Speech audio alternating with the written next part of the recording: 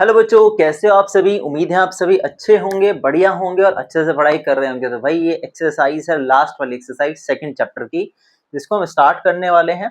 तो भाई चलते हैं फर्स्ट क्वेश्चन पर। तो पहला सवाल हमको यहाँ पे दिया है, right a polynomial of degree 3 in the variable x in which the coefficient of the x square term is -7। देखो बेहद आसान सवाल है। इस सवाल को करने से पहले आपको जनरल फॉर्म पता होनी चाहिए क्यूबिक पॉलिनोमियल की। किसकी? जिसकी डिग्री 3 हो। जिसकी डिग्री 3 होता है वो क्या होता है बच्चों? क्यूबिक पॉलिनोमियल होता है। तो भाई इसकी जनरल फॉर्म होती है px बराबर ax cube plus bx square plus cx plus में d। तो ये है हमारे पास जनरल फॉर्म, स्टैंडर्ड फॉर्म कुछ भी कह सकते हो उसको, ठीक है जी। तो अब इन्होंने बोला कि भाई एक पॉलिनोमियल लिखो आप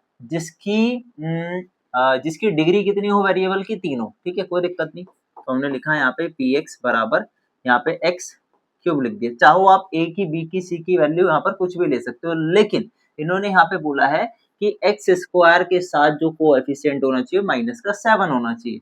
तो x स्क्वायर के साथ लिख देंगे 7 और x स्क्वायर, यानी कि इस प्लस के b की जगह पे हमने क्या लिख दिया यहाँ पर? माइनस का 7x स्क्वायर लिख दिया, प्लस का x और प्लस का d। कोई भी कांस्टेंट वैल्यू हो सकती है। सपोज हमने यहाँ पर लिख दी 3, 4, 1, 2, कुछ भी लिख सकते हो आप, ठीक है।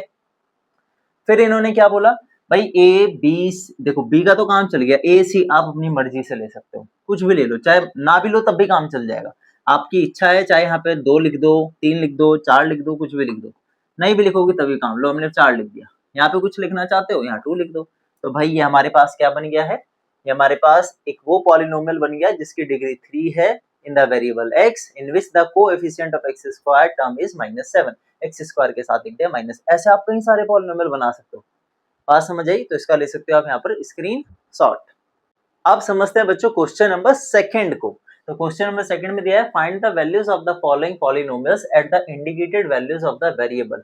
देखो ये जो पॉलिनोमियल दिया है ना, पहले वाले में तो x की जगह पे 1 पुट करना है और दूसरे वाले पार्ट में t की जगह पे a पुट करना है, आंसर आ जाएगा। तो पहला पॉलिनोमियल लिख लेते हैं भाई। पहला है हमारे पास यहाँ पे 5x square minus 3x plus 7। आपको क्या रखना है? x की जगह पर सिंपल 1 पुट करना है, तो रख दो 5, 1 का square 3 into 1 plus 7 is equal to, देखो 1 का स्क्वायर आएगा 1, तो 5 इंटू 1 कितना होगा आपके पास? 5 आ गया। 3 इंटू 1 ये आ गया माइनस का 3 और प्लस का आ गया यहाँ पर हमारे पास 7। बताओ कोई दिक्कत? अब देखो 5 में से 3 गया, कितना बचा आपके पास? 2 बचा और प्लस में 7, तो कितना आ गया आपके पास आंसर? 9 आ गया। कोई दिक्कत यहाँ तक? ये था हमारा फर्स्ट पार्ट। बात करते हैं सेकंड वाले की। अब t की जगह पे क्या a रखना है? तो ये है 4t cube minus T square plus 6। तो t की जगह पे क्या रख दो आप यहाँ पर बच्चों? a पुट करना है, तो a पुट कर दो। यहाँ हो गया a का क्यूब, देखो a का क्यूब माइनस a का स्क्वायर और प्लस में 6 बराबर। तो a का क्यूब a क्यूब होगा तो आएगा 4a cube minus a square और बच्चों प्लस का आ गया यहाँ पर 6। तो ये था हमारा फाइनल आंसर। तो बताओ कोई समस्या हुई आपको? आई होप समस्या तो क्या ही है, इजी क्वेश्चन है और इंपॉर्टेंट एक्सरसाइज है, इसका ले सकते हो आप यहाँ पर स्क्रीन शॉट। अब समझते हैं बच्चों क्वेश्चन नंबर थर्ड को। ध्यान रखना भाई ये एक्सरसाइज का सबसे ज्यादा इंपॉर्टेंट क्वेश्चन है। दिया गया है, if we multiply a number by 5/2 and add 2/3 to the product we get -7/12, find the number. बच्चों देखो जो हमको निकालना है उसी को हम x मान करके यहाँ पर चलेंगे, ठीक है जी। तो हम यहाँ पे देखो लिखते हैं solution, let the number be x। हमने क्या मान लिया? जो हमको नंबर निकालना है उसको मान लिया हमने यहाँ पर x, ठीक है जी। अब हम लिखेंगे यहाँ पर, देखो अब दिया है if we multiply a number by 5/2। अगर हम इस नंबर को मल्टीप्लाई करें किसके साथ? 5/2 के साथ करें मल्टीप्लाई और उसमें जोड़ दे 2/3, यानी कि इसका जो प्रोडक्ट है, इन दोनों का जो प्रोडक्ट है उसमें क्या जोड़ दें? 2/3 जोड़ दें। तो हमको क्या मिलता है? We get -7/2। हमको क्या मिलता है? माइनस का 7/12 मिलता है, नॉट 2, माइनस का 7/12 मिलता है। इसको सॉल्व कर देंगे, x की वैल्यू आ जाएगी, नंबर निकल जाएगा। देखो कैसे सॉल्व करेंगे, x की मल्टीप्लाई से करेंगे तो बनेगा 5x अपॉन में 2। ये 2/3 उधर ले जाओ तो होगा -7 अपॉन में 12 माइनस का 2/3। अब इसमें सिंपलेस्ट आपको क्या करना है, एलसीएम लेना है। देखो एलसीएम लेने के दो तरीके होते हैं, एक तो होता है जो बड़ा वाला तरीका, बड़े बच्चों का तरीका होता है, एक होता है छोटे बच्चों वाला। तो छोटे बच्चे वाला आपको बता देता हूँ, अगर कई बच्चों को कंफ्यूजन होती है एलसीएम लेते हुए भी, है ना, तो वो दिक्कत ना हुआ। अब मुझे बताओ यहाँ 12 है, इसको 12 बनाने के लिए क्या करना पड़ेगा, इसको 12 बनाने के लिए नीचे किससे मल्टीप्लाई करनी पड़ेगी, 4 से, तो ऊपर भी 4 से मल्टीप्लाई करेंगे, हो गया काम। तो ये है आपके पास -7/12, ठीक है, 2 4 होगा 8 और 3 4 होगा आपके पास 12, ठीक है जी, बताओ कोई दिक्कत। अब लेना एलसीएम आसान, क्योंकि 12 12 है दोनों में नीचे, तो सिंपल लिख दो 12 और ऊपर है -7 माइनस का 8, ठीक है जी। और ये हो गया आपके पास 5x अपॉन में 2। बताओ -7 और -8 कितना हुआ, माइनस का 15 हो गया, अपॉन में 12।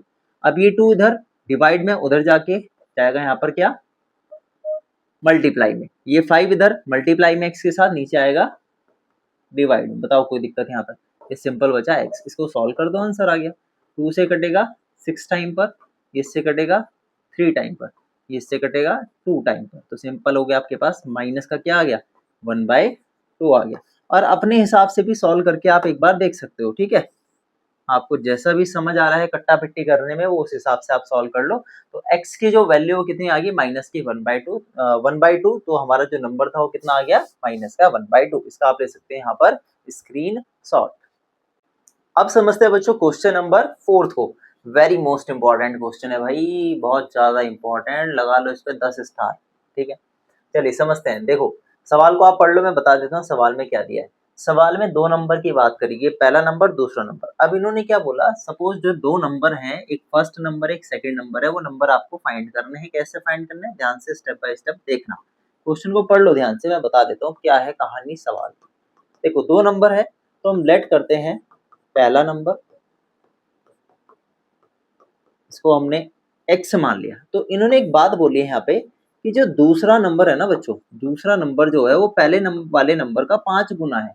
क्या लिखा है यहाँ पे, 5 गुना है, 5 टाइम्स है, ठीक है, पहले वाले नंबर का जो दूसरा नंबर है, ठीक है भाई। यहाँ तक अब इन्होंने बोला दोनों नंबर में 21 को ऐड किया गया, तो भाई पहला new number, first new number क्या होगा बताओ भाई। अगर इसमें 21 जोड़ दें तो बनेगा x प्लस 21, ठीक है।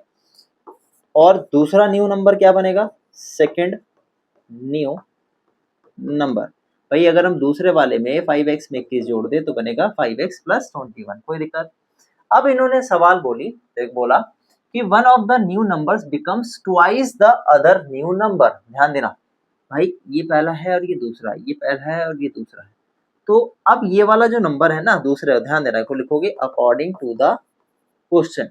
तो भाई ये जो दूसरे वाला नंबर है ना, ये पहले वाले नंबर का 2 गुना हो जाता है जब हम 21 को ऐड करते हैं। क्या बोला मैंने भाई, ये जो दूसरे वाला नंबर है ना, ये पहले वाले नंबर का 2 गुना हो जाता है। कब हो जाता है, जब इसमें 21 को जोड़ दिया जाता है। तो ये हमारे पास इक्वेशन बन गई, इसको सॉल्व करेंगे x की वैल्यू आ जाएगी। अब एक बात और समझो, ध्यान दो, आप अगर ध्यान दो दोनों में नंबर में से कौन सा नंबर बड़ा दिख रहा है आपको। देखो अगर ये x है, x में 21 जोड़ रहा है, भाई ये 5x है, 5x तो x से बड़ा ही होगा, तो यानी कि बड़े वाले नंबर का दूसरे छोटे वाला जो नंबर है वो 2 गुना है। बस इतनी सी बात यहाँ पर समझने वाली है। तो इतनी बात आई होप आपको समझ आ गई हो, इसको सॉल्व करते हैं आंसर आ जाएगा। तो भाई ये है हमारे पास यहाँ पे बचे 5x प्लस 21, ठीक है, 2 के अंदर मल्टीप्लाई करो तो ये होगा 2x प्लस 21 की करोगे तो 2 से 42 आएगा। इधर ले आओ -2x, x वाली टर्म को एक तरफ और जो कांस्टेंट टर्म्स है उनको एक तरफ ले जाओ, 42 माइनस 21, तो ये तो आ गया भाई 21। तो 5x में से 2x गए, कितना बचा 3x, तो x की वैल्यू यहाँ से आएगी 21 अपॉन 3, कट के आ गया हमारे पास कितना 7। कोई समस्या है यहाँ तक, नहीं आई हो, आई होप। तो x की वैल्यू 7 आ गई, तो ये था भाई हमारे पास पहला नंबर। तो पहला नंबर कितना आ गया हमारे पास 7 आ गया। दूसरा नंबर बताओ कितना होगा, 5 × 7, ये आ गया हमारे पास 35। थोड़ा जगह सी बना के लिख दे, आ गया हमारे पास 35। बस ये आंसर है हमारे पास, फाइनल आंसर। तो आप बच्चों इसका ले सकते हैं यहाँ पर स्क्रीन शॉट। आप समझते हैं बच्चों क्वेश्चन नंबर 5 को। तो क्वेश्चन नंबर 5 भी भाई इंपॉर्टेंट है, काफी अच्छा क्वेश्चन है ये।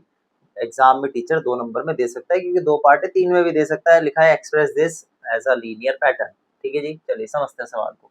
देखो इस सवाल को समझने से पहले आपको जनरल फॉर्म याद करनी है। जनरल फॉर्म लीनियर इक्वेशन की, लीनियर इक्वेशन होता है y बराबर ax प्लस में b। अगर ये बात आपको अच्छे से पता है तो आप इस सवाल को चुटकियों में कर दोगे। देखो भाई ध्यान से, इन्होंने बोला है आपके पास 800 रुपए है, आप हर महीने 250 रुपए बचाते हो। आपके पास 800 रुपए है ऑलरेडी, आप हर महीने 250 रुपए बचाते हो। तो मुझे बताओ क्या चीज बदल रही है। देखो बदलने वाली चीज ये वेरिएबल होता है x, समझे आप। ये जो बदलने वाली चीज है वेरिएबल x है, यहाँ पर ये चीज बदल रही है। क्या बदल रहा है, 250 रुपए हर मंथ बढ़ रहे हैं। 250 रुपए हर मंथ क्या हो रहे हैं, बढ़ रहे हैं, है ना। सेव कर रहे हो आप। तो लिखा है find the amount you have after 6 month.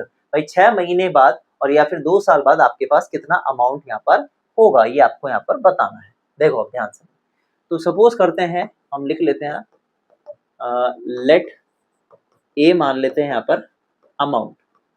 ठीक है, ए को हमने क्या मान लिया यहाँ पर, टोटल अमाउंट भी लिख सकते हो आप इसको, है ना। तो अमाउंट ना लिख करके हम चाहे तो इसको टोटल अमाउंट यहाँ पर लिख सकते हैं भाई, टोटल अमाउंट। ठीक है जी। अच्छा इसके बाद जो सेविंग्स है ना, सेविंग्स पर मंथ वो कितनी है भाई, सेविंग्स या सेविंग्स पर मंथ ना लिख करके भाई आप इसको और आसान बनाते हैं ना, थोड़ा सा लिखने का तरीका आसान बना लेते हैं, आपको तकलीफ ना हो याद करने में। तो हम लिखते हैं n बराबर नंबर ऑफ मंथ। ज्यादा झोलबाजी में नहीं चलते, टीचर मार्क्स देता है। ठीक है, तो हमने a माना टोटल अमाउंट, n माना नंबर ऑफ मंथ्स। अब देखो यहाँ पर तो हम लिखेंगे अकॉर्डिंग टू द क्वेश्चन। ध्यान देना भाई, जो टोटल अमाउंट है देखो 800 रुपए तो आपके पास ऑलरेडी है, 800 रुपए तो ऑलरेडी है, और 250 के हिसाब से आप हर महीने क्या कर रहे हो, सेविंग कर रहे हो। एन की मल्टीप्लाई क्यों करी, क्योंकि यह नंबर ऑफ मंथ है। देखो पहला मंथ होगा तो एन इंटू यानी कि 1 इंटू 250 होगा। ठीक है, तो हम बात कर रहे हैं 6 महीने की। तो देखो पहला पार्ट कैसे करोगे आप, अगर हमारे पास एन कितना हो, 6 हो, एन यानी कि 6 मंथ है, ये क्या है, ये महीने हैं ये भाई, ध्यान रखना। तो आप एन की जगह पुट कर दो, आपके पास क्या आ जाएगा, पता लग जाएगा आपको कितना आ रहा है। देखो अमाउंट कितना होगा, तो अमाउंट आएगा यहाँ पे बच्चों 800 प्लस 250 इंटू में 6। बताओ कितना आएगा, 800, इसकी इससे मल्टीप्लाई करो आएगा 1500, जोड़ दोगे तो बनेगा कितना, 2300। तो आ गया पहले पार्ट का आंसर। तो यानी कि 6 महीने में 2300 रुपए आप यहाँ पर क्या कर लोगे, बचा लोगे, सेव कर लोगे।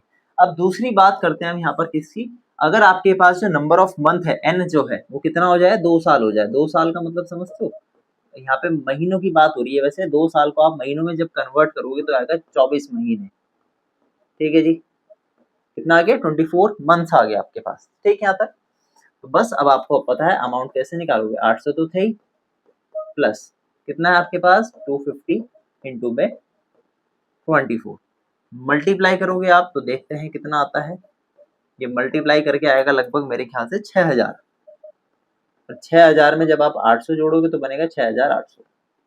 ये आपकी टोटल 24 महीने की और ये आपके पास 6 महीने की आ गई, कितने, टोटल अमाउंट आ गया। ठीक है, अब इन्होंने बोला express this as a linear pattern. तो भाई लीनियर पैटर्न यही तो है, लास्ट में आप लिख सकते हो लीनियर पैटर्न। तो लीनियर पैटर्न जो है, हमने तो स्टार्टिंग में बता दिया लीनियर पैटर्न के बारे में। तो ये है हमारे पास a बराबर कितना है हमारे पास, 800 प्लस 250 n, ये हमारा है लीनियर पैटर्न। तो बस हो गया, सवाल खत्म। तो आई होप आपको ये छोटे से सॉल्यूशन की बात समझ आई हो, है ना। तो जितना हो सकता था आसान मैंने इसको बनाने की कोशिश करी है, लिखने को तो आप बहुत बड़ा बड़ा लिख सकते हो, कोई दिक्कत नहीं होगी उसमें। तो ये हमारा यहाँ पर फाइनल आंसर, इसका ले सकते हो बच्चों आप स्क्रीन शॉट। आप समझते हैं बच्चों क्वेश्चन नंबर 6 को, भाई बहुत बहुत बहुत ज्यादा इंपॉर्टेंट सवाल है आपके एग्जाम पॉइंट ऑफ व्यू से। लास्ट एक्सरसाइज तो पूरी इंपॉर्टेंट है ना। देखो अब सवाल में लिखा है the digits of a 2 digit number differ by 3 if the digits are interchanged and the resulting number is added to the original number we get 143, find both the numbers। चलो सवाल की कहानी को समझने से पहले बेसिक कॉन्सेप्ट सीखना है। बेसिक कॉन्सेप्ट क्या है, ध्यान देना। देखो भाई बोर्ड में आपके पास 2 डिजिट का नंबर है, 2 डिजिट के जो नंबर्स होते हैं वो कहाँ से स्टार्ट होते हैं, 10 से स्टार्ट होते हैं। कहाँ से स्टार्ट होते हैं, 10 से। तो मुझे एक बात बताओ, सपोज करते हैं एक नंबर हमने लिया 38, क्या मैं 38 को ऐसे ब्रेक करके लिख सकता हूँ, 3 इंटू 10 प्लस में 8, तो ये 38 बनेगा, कोई दिक्कत। तो हम यहाँ पे एक चीज नोटिस करेंगे कि 2 डिजिट का जो नंबर है यहाँ पर पहली डिजिट तो 3 है और दूसरी वाली डिजिट क्या है यहाँ पर 8 है और 10 तो यहाँ पर है ही है। चलिए एक एग्जांपल से और समझते हैं।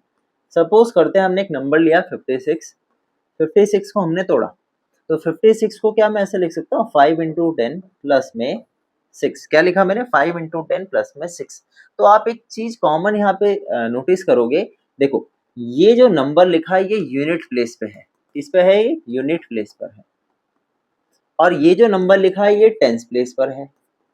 बताओ कोई समस्या, वो यूनिट प्लेस पर है और यहाँ पर ये वाला जो नंबर है वो कहाँ है टेंस प्लेस पर है। तो क्या मैं इस नंबर को अगर वेरिएबल की फॉर्म में लिखना चाहूँ तो ऐसे लिख सकता हूँ, इसको तो हम x मान लेते हैं, जो भाई पहले डिजिट टेंस डिजिट पे जो नंबर है वो चेंज हो सकता है ना, x मान लेते हैं, और दूसरे वाले को हम क्या मान लेते हैं बच्चों यहाँ पर y मान लेते हैं। बताओ यहाँ तक कोई समस्या आपको हो, ठीक है।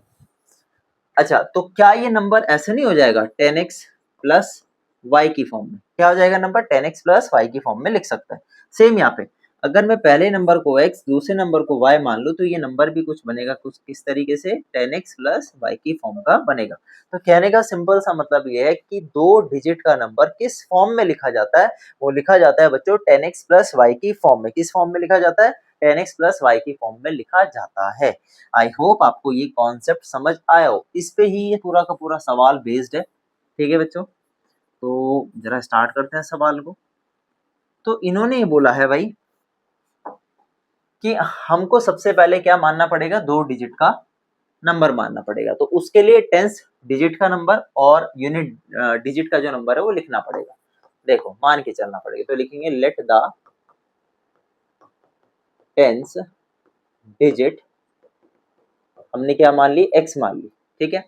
इसी सेम वे में आप यूनिट डिजिट को मानोगे, यूनिट्स डिजिट बराबर हमने क्या मान लिया यहाँ पर y मान लिया। तो मुझे बताओ जरा ओरिजिनल नंबर क्या होगा, फिर ओरिजिनल नंबर क्या होने वाला है। ओरिजिनल नंबर बनेगा अभी जो मैंने आपको बोला था, टेंस प्लेस पे वाला तो होगा 10x और यूनिट प्लेस वाला होगा y, तो ओरिजिनल नंबर बन गया 10x प्लस y, कोई दिक्कत यहाँ तक, ठीक है। फिर पहली लाइन में इन्होंने बोला कि जो 2 डिजिट का नंबर है उनके जो नंबर्स का डिफरेंस है वो 3 है। कहने का सिंपल मतलब है इन दोनों नंबर का जो डिफरेंस है x माइनस वाई वो कितना है, वो है भाई यहाँ पर 3 के बराबर। आप x माइनस वाई लिखो y माइनस एक्स लिखो कोई फर्क नहीं पड़ता है ना, सवाल पता चल जाएगा, देखो क्यों फर्क नहीं पड़ता है, ध्यान देना है ना, कोई दिक्कत नहीं होगी। तो इसको आप कह सकते हो फर्स्ट इक्वेशन, नहीं भी करोगे तो चल जाएगा काम, पहले समझो, इतनी बात समझो, इतनी बात आई होप आपको क्लियर हुई हो। आगे पढ़ते हैं सवाल को। अब इन्होंने बोला if the digits are interchange, भाई देखो ये ओरिजिनल नंबर है, अगर हम डिजिट को चेंज करते हैं तो एक नया नंबर बन के आएगा। कैसे बनेगा वो नया नंबर, देखो ध्यान से। अगर नंबर है 10x प्लस वाई तो y पहले x बाद में लिख दो, तो ये बन गया 10y प्लस में x, हमने इंटरचेंज कर दिया डिजिट्स को। आगे बढ़ते हैं। then the resulting number is added to the original number। अब हमने क्या किया, ये जो नंबर आया निकल करके उसे ओरिजिनल नंबर में ऐड करना है, तो लिखते हैं अकॉर्डिंग टू द क्वेश्चन। भाई ये जो नंबर है 10y प्लस x जो नया नंबर है उसको किस में ऐड कर देना है, ओरिजिनल नंबर में ऐड कर देना है। फिर आगे लिखा है वी गेट 143, तो हमको क्या मिलता है, इसको ऐड करके 143 मिलता है। अब इसको सॉल्व करते हैं, देखो 10y और y, कितने y बना आपके पास 11y प्लस 1x और 10x कितने बन गए आपके पास 11x बन गया बराबर 143।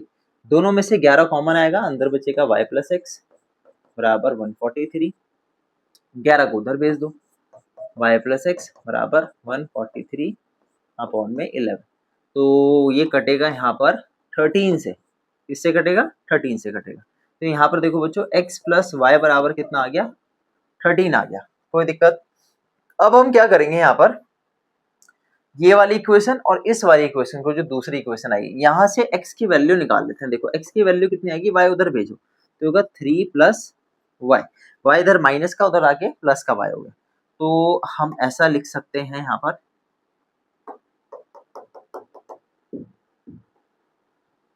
इसको मान लो फर्स्ट, तो हम यहाँ पे लिखेंगे put the value of x from equation first. तो भाई पहली इक्वेशन से हम क्या करें, x की वैल्यू पुट कर रहे हैं यहाँ पर, तो x की वैल्यू लिखेंगे 3 + y। इस x की जगह पर ध्यान देना, इस x की जगह पर हम क्या लिखेंगे, 3 + y लिखेंगे, तो ये बनेगा 3 + y बराबर 30। ठीक है जी, तो y और y मिलके बताओ कितना बनेगा। तो इतना तो पहले आप स्क्रीनशॉट ले लो, इसको थोड़ा सा हम मूव करते हैं अपर साइड। देखो y और y कितने y बने, 2y, 3 इधर जाएगा तो माइनस का 3 होगा, तो ये बन गया आपके पास 10। तो यहाँ से जो y की वैल्यू आई, ये 10/2। कैसे, देखो ये 2 इधर मल्टीप्लाई में है, इधर आके डिवाइड में गया, कट के कितना आया आपके पास, देखो कट के कितना है आपके पास, ये 5 आया। कोई दिक्कत, y की वैल्यू आ गई। अब ये जो y की वैल्यू आए वो यहाँ पे पुट कर देंगे, put in first equation, put in first equation. तो जब हम बच्चों इसको फर्स्ट इक्वेशन में पुट करेंगे, ध्यान देना आप सभी, तो ये बनेगा x बराबर 3 + y। क्या बनेगा, x बराबर 3 + y। तो y कितना है, 5 है आपके पास, तो आपने 5 यहाँ पे पुट किया, तो मिल गया हमको यहाँ पर 8। तो ध्यान देना, देखो x की वैल्यू कितनी आई है, 8 आई है, y की वैल्यू कितनी आई है, 5 आई है। तो ओरिजिनल नंबर क्या था हमारे पास, देखो जो ओरिजिनल नंबर था हमारे पास, तो ओरिजिनल नंबर था हमारे पास वो कितना था, 10x + y था। और जो न्यू नंबर था वो कितना था हमारे पास, 10y + x था। वैल्यू पुट कर दो, आंसर आ गया। तो x की वैल्यू है 8, तो 8 यहाँ पे रखेंगे हम, प्लस y 5 था। इसको सॉल्व किया तो कितना आया, 85 आया। तो भाई ओरिजिनल नंबर तो हमारे पास कितना आ गया, 85 निकल के आया। दूसरे की अगर हम बात करें, ध्यान देना, दूसरे की अगर हम बात करें तो भाई यहाँ पर होगा 10 × y, कितना था हमारे पास, y था 5 और x था हमारे पास 8। इसको सॉल्व करेंगे तो आएगा 58। तो भाई जो दूसरा नंबर आया हमारे पास वो कितना आ गया, 58 आ गया। अब देखो सवाल में स्टार्टिंग में क्या बात बोली थी, ध्यान देना, देखो क्वेश्चन में ये बात बोली थी, इन 2 डिजिट का नंबर अगर हम डिफरेंस निकाले तो वो 3 के बराबर है। देखो 8 में से 5 गया 3, या 5 में से 8 गया 3, ठीक है ना, डिफरेंस तो सेम है, 3 आ रहा है, ठीक है। उसके बाद अगर हम इन दोनों नंबर को जोड़े तो 143 आएगा। इन दोनों नंबर को जोड़ के देखो 85 और 58 को, तो कितना आएगा, 143 आएगा। तो बस यही हमारा क्वेश्चन का जो था वो सॉल्यूशन था बच्चों, ठीक है। आई होप आपको समझ आया हो और आप इसका ले सकते हैं यहाँ पर स्क्रीन शॉट। अब समझते हैं बच्चों क्वेश्चन नंबर 7 को। तो क्वेश्चन नंबर 7 में दिया गया है बच्चों, draw the graph of the following equations. ये हमारे पास 4 इक्वेशंस हैं, इसमें आपको सबसे पहले ग्राफ ड्रॉ करना है। उसके बाद बोला है and identify there slopes and y intercepts. देखो स्लोप्स और y इंटरसेप्ट का मतलब क्या है उसको समझते हैं पहले, ठीक है जी। देखो ध्यान से, आप मुझे एक बात बताओ, आप सभी को स्टैंडर्ड फॉर्म पता है linear equation in one variable की, ये होती है, देखो y बराबर ax + b, और कुछ बुक्स में आपको y बराबर mx + c भी लिखा हुआ मिलेगा। तो कंफ्यूज नहीं होना है, दोनों बात एक ही यहाँ पर, यहाँ a की जगह m लिख दिया, b की जगह पर c लिख दिया, ठीक है। अच्छा अब ये जो a जो आपके पास कोएफिशिएंट दिया है x का, ये क्या बताता है, ये बताता है स्लोप के बारे में, यानी कि जो लाइन है वो कितनी झुकी हुई है और कैसे झुकी हुई है, इस बारे में बताता है। ये जो b है, ये b बताता है हमको y इंटरसेप्ट के बारे में, y इंटरसेप्ट के बारे में। y इंटरसेप्ट का मतलब क्या होता है, y इंटरसेप्ट का मतलब होता है जो लाइन है वो y एक्सिस को किस पॉइंट पर कट कर रही है, वो y इंटरसेप्ट कहलाता है। कोई दिक्कत यहाँ तक, ठीक है। तो ये बात आपको याद रखनी है, ठीक है जी। अच्छा अब फिर इन्होंने बोला also find the coordinates of the points where these lines cut the y axis. y axis पे किस जो लाइन है वो कहां पर कट कर रही है, उसके कोऑर्डिनेट्स आपको यहाँ पर बताने हैं, ठीक है जी। तो चलिए स्टार्ट करते हैं। तो सबसे पहले हमने यहाँ पर फर्स्ट लाइन ले लिया बच्चों, फर्स्ट लाइन के हम निकालेंगे यहाँ पर सॉल्यूशंस, फिर हम ड्रॉ करेंगे ग्राफ को।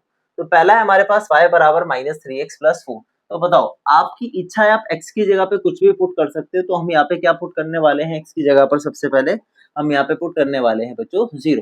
तो x की जगह पर जब हम यहाँ पे 0 पुट करेंगे, देखो ध्यान से, y बराबर -3 × 0 + 4, कितना आएगा हमारे पास, प्लस का आएगा 4। तो यानी कि जब हमने x की जगह पर 0 पुट किया तो y हमको यहाँ पर कितना मिल गया बच्चों, 4 मिल गया। बताओ कोई दिक्कत यहाँ तक, ठीक है। उसके बाद ये है हमारे पास -3x प्लस का 4।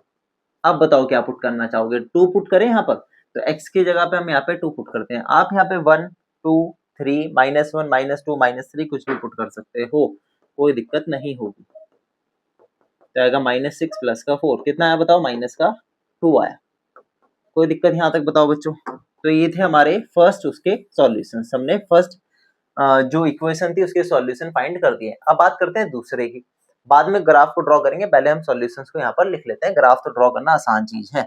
चलिए देखिए, अब दूसरे की बात करते हैं। तो अब यहाँ पर हम क्या पुट करेंगे, सबसे पहले x की जगह पर 0 पुट कर देते हैं। क्या पुट करते हैं यहाँ पे, x की जगह पे 0। तो इक्वेशन है आपके पास 2y बराबर 4x प्लस 7। तो हमने x की जगह पे रखा बच्चों यहाँ पर 0, तो ये आया सॉल्व करके कितना, 7 4 0 0 होगा प्लस 7, तो 2y y बराबर मिला 7/2। इसको हम क्या लिख सकते हैं, 3.5 लिख सकते हैं। तो हमने लिख दिया यहाँ पे 3.5। ठीक है जी, बताओ कोई समस्या हो अगर आपको यहाँ तक। इसके बाद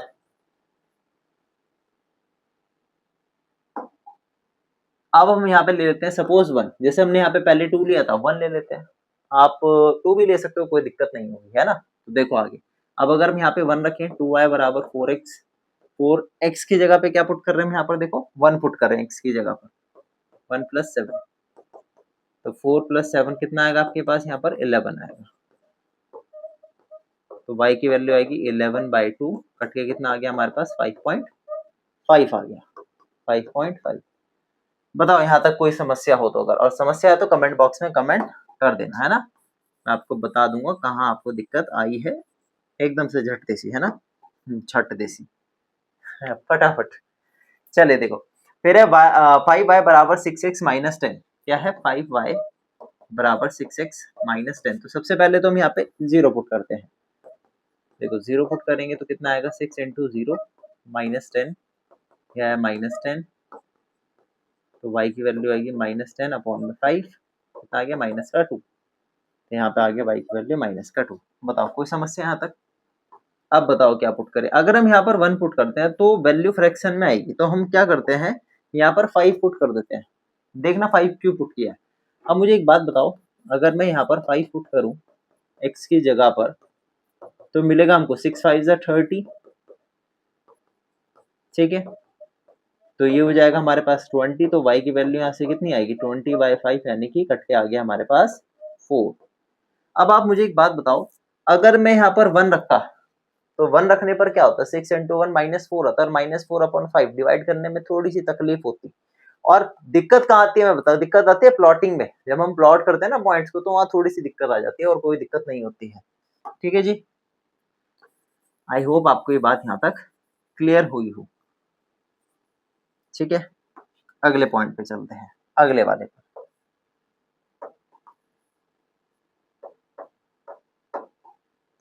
अगला है 3y बराबर 6x माइनस 11। 3y बराबर 6x माइनस 11। तो यहाँ पर 0 पुट करते हैं सबसे पहले। 3y बराबर 6 into 0 minus 11 minus 11, 3y y बराबर -11 अपॉन में 3।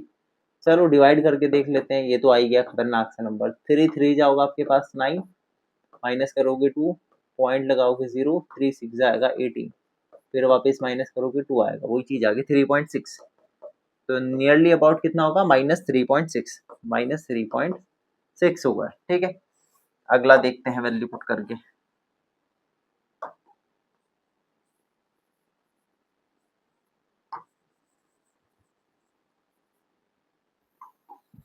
अगली क्या है देखो, अब क्या पुट करें बताओ, 1 पुट करें। 1 पुट करेंगे तो कितना आएगा,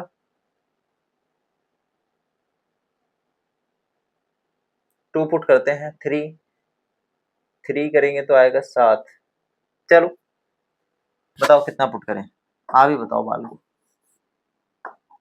ये है हमारे पास 6x माइनस 11। 2 पुट कर लेते हैं ना, 2 पुट करें, 3 5, कोई अच्छा सा बड़ा सा नंबर बताओ क्या पुट कर सकते हैं यहाँ पे। चलो 4 पुट करके देखते हैं। ठीक है, आसान हो जाएगा 4 पुट करने से थोड़ा सा। 6 4 जा होगा 24, ठीक है, -11, 3y, y बराबर 24 में से 11 गया, कितना बचा बताओ? ये बचेगा हमारे पास 13, ठीक है। तो y की वैल्यू बताओ कितना आएगा? 13/3, डिवाइड कर लो अगेन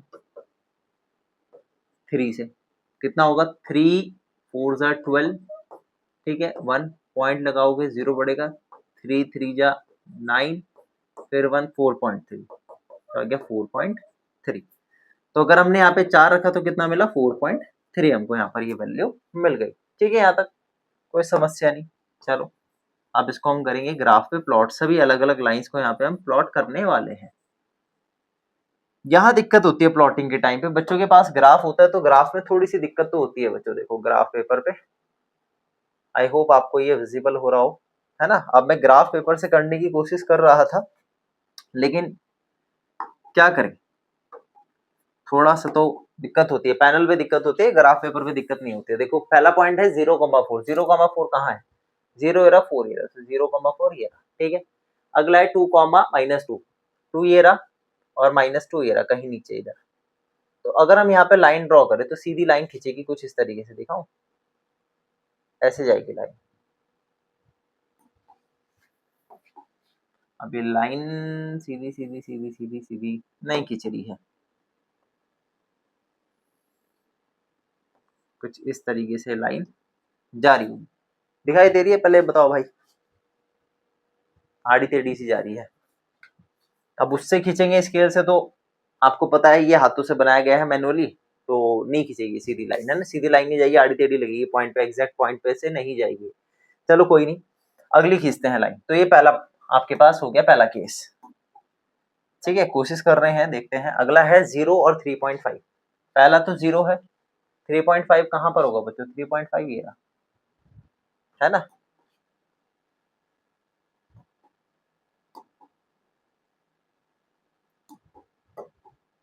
देखो 3.5 ये रहा बच्चों, पहला पॉइंट। अगला क्या है? 1,5.5, 1 ये रहा, 5.5 कहाँ पर होगा? 5.5 है बच्चों यहाँ पर, ये रहा इधर।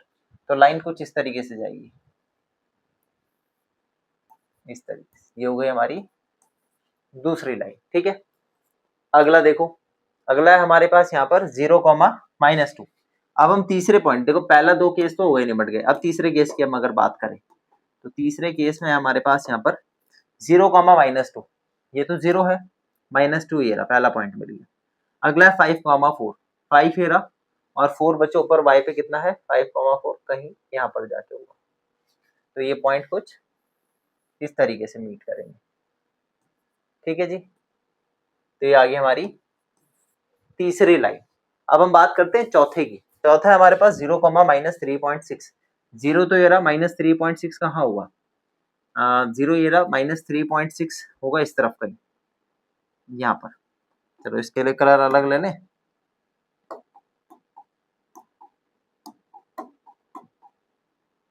3.6 कहीं यहाँ पर होगा।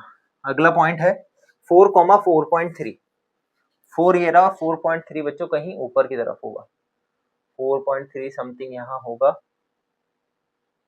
तो ये यहाँ पर मिला, ठीक है। तो ये लाइन कुछ इस तरीके से जाएगी, ऐसे, ठीक है। अब आपको देखो थोड़ी सी तकलीफ तो देखनी पड़ेगी। अब ये लाइन थोड़ी हल्की फुल्की आड़ी टेढ़ी है, लेकिन ऑलमोस्ट थोड़ी ठीक सी बन गई है यहाँ पर बच्चों, है ना। ये हमारी चौथी लाइन, पहली दूसरी तीसरी चौथी। तो ये तो बच्चों हमने बना दी ग्राफ। अगर आप ध्यान दो तो इनमें से 2 लाइन ऐसी दिख रही होंगी आपको जो पैरेलल जा रही है। कौन कौन सी लाइन है वो देखो, एक तो ये वाली लाइन और ये वाली लाइन। तो ये 2 लाइन आपस में क्या जा रही है? पैरेलल जा रही है, यानी कि दूसरी और चौथी। कौन कौन सी बात कर रहे हैं हम? दूसरी और चौथी लाइन यहाँ पर क्या जा रही है बच्चों? पैरेलल जा रही है। बताओ कोई समस्या हो आपको तो आप इसका चाहो तो स्क्रीनशॉट ले सकते हो और इसको एक बार ग्राफ पेपर पे ट्राई जरूर कर लेना, है ना। ठीक है, यहाँ तक समझ आई आपको बात?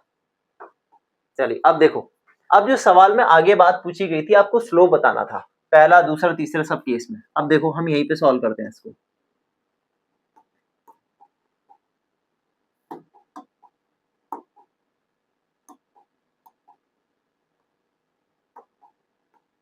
देखो बच्चों, पहले केस में पहले को देखो, पहले में आपको सबसे पहले क्या बताना है, पहले तो आप स्टैंडर्ड फॉर्म लिख लो यहाँ पर, ये है y बराबर ax प्लस बी। तो स्लोप क्या है पहले वाले में, a की वैल्यू बताओ क्या है, a की वैल्यू है -3, तो स्लोप आ गया।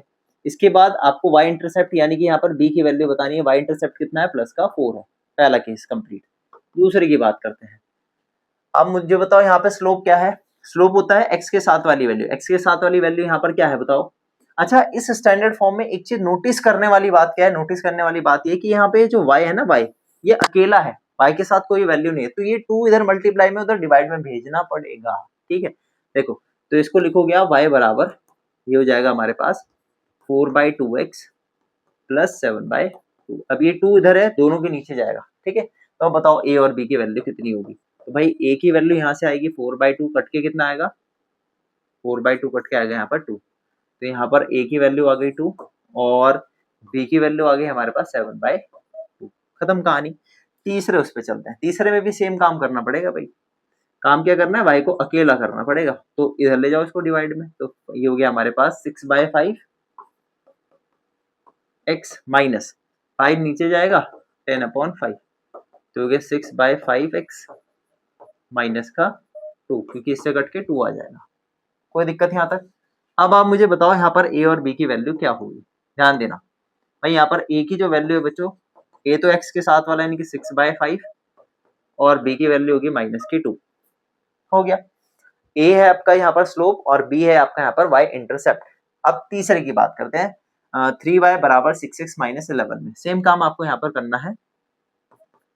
तो भाई बाल को देखो, ये y को यहाँ छोड़ो अकेला, डिवाइड में ले जाओ 3 को, तो 6x अपॉन में 3 माइनस 11/3। तो सॉल्व करके कितना आएगा, ये से कटा 2 पर 2x माइनस 11/3। देखो तो यहाँ से a की वैल्यू कितनी आ गई, 2 आ गई, जो कि होता है स्लोप, और b की वैल्यू कितनी आ गई, -11/3।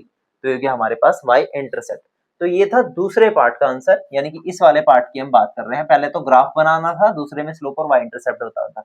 अब आपको बताना है find the coordinates of the points where these lines cut the y axis. तो पहले वाला देखो, पहले वाला y एक्सिस पे जो भी लाइन कट करती है, ध्यान देना, y एक्सिस पे कट करने वाली लाइन 0, y की फॉर्म की होती है। इसकी होती है 0, y की फॉर्म की होती है। तो कहने का सिंपल मतलब ये है कि कोऑर्डिनेट्स क्या है पहले वाले उसके, तो कोऑर्डिनेट्स हैं आपके पास यहाँ पर, ध्यान देना। कोऑर्डिनेट क्या है, पहला तो 0 रहने वाला है, सेम दूसरे केस में, तीसरे केस में, चौथे केस में, चारों लाइंस के लिए पहला तो 0 रहेगा ही रहेगा कोऑर्डिनेट। दूसरे की बात करनी पड़ेगी, पहला तो 0 रहने वाला है x वाला।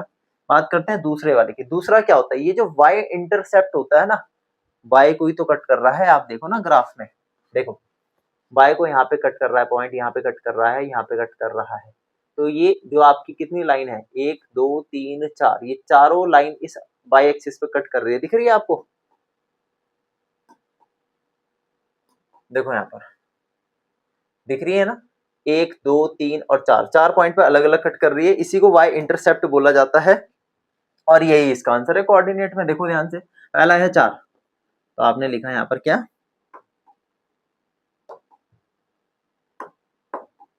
देखो पहला है आपके पास यहाँ पर 4 बच्चों, ठीक है। दूसरा क्या है 7/2, तो 7/2 को हम 3.5 लिख सकते हैं, बिल्कुल लिख सकते हैं। तीसरा आपके पास -2, -2 लिख दिया, और चौथा है आपके पास -11/3 लिख दिया। कोई दिक्कत यहाँ तक बताओ, कोई समस्या यहाँ तक। आई होप आपको समस्या कोई नहीं होगी। और लास्ट में एक बात और पूछिए, are any of the lines parallel, कोई सी लाइन पैरेलल है, हाँ जी, यस, सेकंड और third are parallel lines, are parallel lines, बस खत्म। तो ये आपके सब जो लिखा जाएगा ना, ये आपका सॉल्यूशंस में लिखा जाएगा। आप इसको आंसर कह लो या सॉल्यूशन कह लो, बात एक है, ठीक है। तो आप ले सकते हो बच्चों यहाँ पर इसका स्क्रीनशॉट, और ये हो गया हमारा फाइनल आंसर। अब समझते हैं बच्चों क्वेश्चन नंबर 8 को। क्वेश्चन नंबर 8 जितना देखने में लेंथी है उतना ही छोटा है, टफ नहीं है ना। देखो लिखा है, if the temperature of a liquid can be measured in kelvin units as x kelvin and in Fahrenheit units as y degree Fahrenheit, the relation between the two systems of measurement of temperature is given by the linear equation y बराबर 9/5 x minus 273 plus 32। देखो सवाल में बात बोली गई है, ध्यान से सुनना भाई।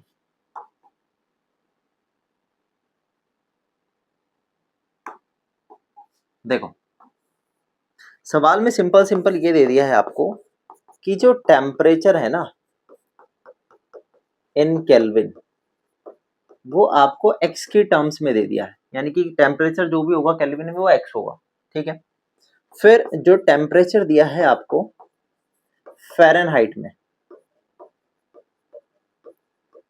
फ़ारेनहाइट में टेम्परेचर बोला है आपको y डिग्री फ़ारेनहाइट दे दिया है इस तरीके से। तो आप उसको सिंपल डायरेक्ट y भी लिख सकते हो, कोई दिक्कत नहीं है ना। इन्होंने कैसे लिखा है, ये x केल्विन लिख दिया है, ठीक है, और इसको लिख दिया y डिग्री फ़ारेनहाइट, कोई दिक्कत यहाँ तक, ठीक है जी। आगे इन्होंने बोला फिर केल्विन और फ़ारेनहाइट के बीच में एक रिलेशन इन्होंने डिफाइन कर दिया, y बराबर 9/5 under bracket x minus 273 plus 32 इस तरीके से। अब बोला गया है निकालने के लिए, पहला सवाल पढ़ते हैं। इन्होंने बोला find the temperature of the liquid in Fahrenheit, आपको फ़ारेनहाइट में टेम्परेचर फाइंड करना है। अगर जो आपके पास लिक्विड का जो टेम्परेचर है वो कितना दे दिया, केल्विन में दे दिया है 313 केल्विन, ठीक है। तो देखो गिवन क्या है, पहले पार्ट में आपको क्या करना है, आपको यहाँ पर जो वैल्यू दी है ना 313 केल्विन, ये दी है x की वैल्यू, यानी कि आपके पास x1 है 313 केल्विन, कितना है 313 केल्विन के लिखना चाहते हो तो लिख लेना, वरना कोई दिक्कत नहीं है। हम रिलेशन उठाते हैं, रिलेशन है हमारे पास यहाँ पर y बराबर 9/5 ब्रैकेट में x माइनस 273 प्लस में 32, ठीक है।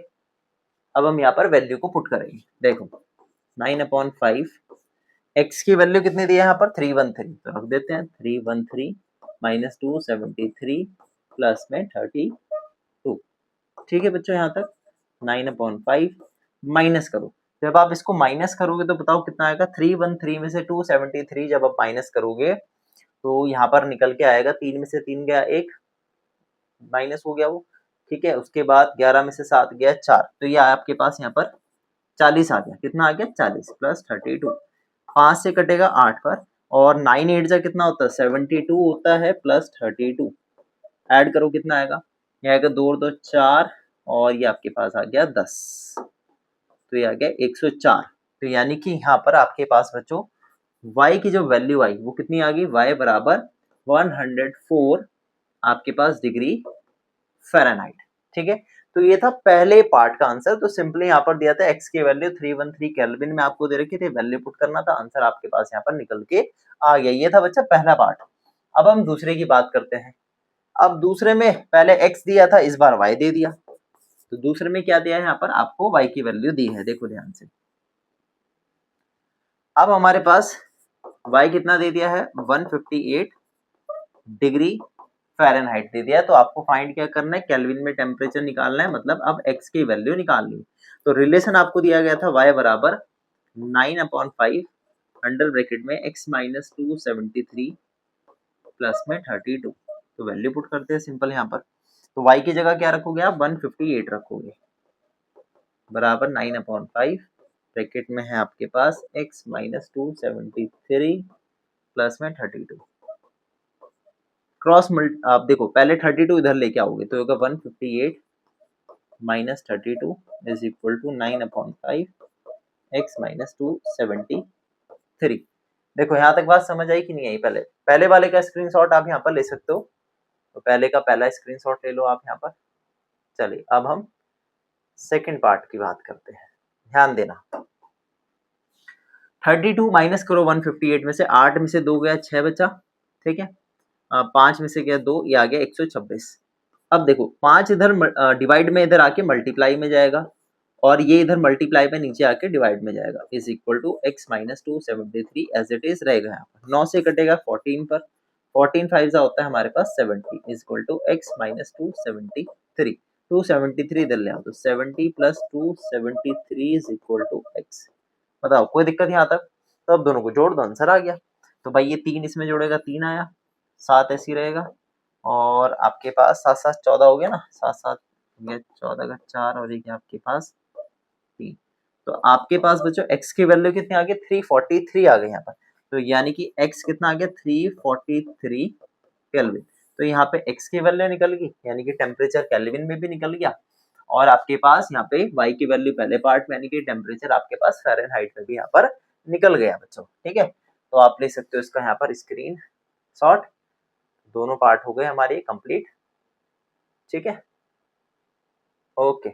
अब समझते हैं बच्चों क्वेश्चन नंबर 9 को। देखिए क्वेश्चन नंबर 9 जितना बड़ा दिखने में लंबा है आपको उतना ही छोटा सॉल्यूशन है इसका, ठीक है। देखो पढ़ते हैं, लिखा है the work done by a body on the application of a constant force is the product of the constant force and the distance traveled by the body in the direction of the force। देखो सवाल में यहाँ तक जो बात कही गई है ये तो सिंपल वर्क डन की यहाँ पर डेफिनेशन दे दी है, ठीक है। तो इसको तो आप पढ़ लो, लर्न कर लो, अच्छी डेफिनेशन है, फिजिक्स की है, ठीक है। तो आप फिजिक्स पता है आपको फिजिक्स कैसी है, ठीक है। तो भाई ये आपकी वर्क डन की डेफिनेशन दी है। अब सवाल स्टार्ट होता है एक्सप्रेस से, लिखा है express this in the form of a linear equation in two variables, work जहाँ पे W है और डिस्टेंस आपके पास यहाँ पर D है, और आपके पास जो फोर्स है वो क्या है, कांस्टेंट फोर्स दिया गया है जिसको हम F से डिनोट कर सकते हैं। चलिए हम इसका स्टार्ट करते हैं सॉल्यूशन। सबसे पहले देखो यहाँ पे गिवन क्या है आपके पास, यहाँ पर कांस्टेंट फोर्स जो है उसको आप क्या मान के चलोगे, F मान करके चलोगे। तो पहला पार्ट इन्होंने बोल दिया आपको लीनियर इक्वेशन बनानी है। क्या बनानी है, लीनियर इक्वेशन बनानी है। तो मुझे बताओ जरा लीनियर इक्वेशन क्या बनने वाली है। वर्क डन का फॉर्मूला होता है आपके पास फोर्स इनटू में डिस्टेंस, वैसे ये डिस्टेंस नहीं डिस्प्लेसमेंट होता है, लेकिन यहाँ पर डिस्टेंस बोला तो डिस्टेंस का ही हम यहाँ पर यूज करेंगे। तो लीनियर इक्वेशन क्या होगी आपके पास बच्चों, यहाँ पर ये होगी W बराबर F इंटू में D। क्या हो गई, W बराबर F इंटू में D यानी कि फोर्स इंटू डिस्प्लेसमेंट या डिस्टेंस, ठीक है। बताओ कोई दिक्कत। तो वर्क था हमारे पास W और डिस्टेंस था हमारे पास D। आगे बढ़ते हैं सेकंड पार्ट के लिए। दूसरी बात इन्होंने यहाँ पे बोली and draw its graph by taking the constant force as 3 units. अब इन्होंने बोला आपको ग्राफ बनाना है अगर वर्क डन में आपके पास जो फोर्स की वैल्यू है वो क्या है, कांस्टेंट फोर्स की जो वैल्यू है वो कितनी हो जाए यहाँ पर, यानी कि कांस्टेंट फोर्स की वैल्यू कितनी हो जाए, 3 यूनिट्स हो जाए। तो आपके पास अब लीनियर इक्वेशन क्या होगी, तो हो जाएगी 3 इंटू डी, यानी कि एफ की जगह पर हमने क्या पुट करना है, एफ की जगह पर हमने यहाँ पुट कर दिया बच्चों 3। तो डब्ल्यू बराबर कितना हो गया, 3D हो गया। अब इससे बनाएंगे हम यहाँ पर ग्राफ। चलिए ग्राफ के लिए चलते हैं आगे। तो हमने ये डी और डब्ल्यू लिया और हमारे पास डब्ल्यू था यहाँ पर 3 इंटू डी। तो सबसे पहले तो हम यहाँ क्या पुट करते हैं, डी की जगह पर 0 पुट करते हैं। क्या करते हैं, डी की जगह पर यहाँ पर 0 पुट करते हैं। तो 0 इंटू डी बराबर कितना होगा बच्चों, सॉरी 3 इंटू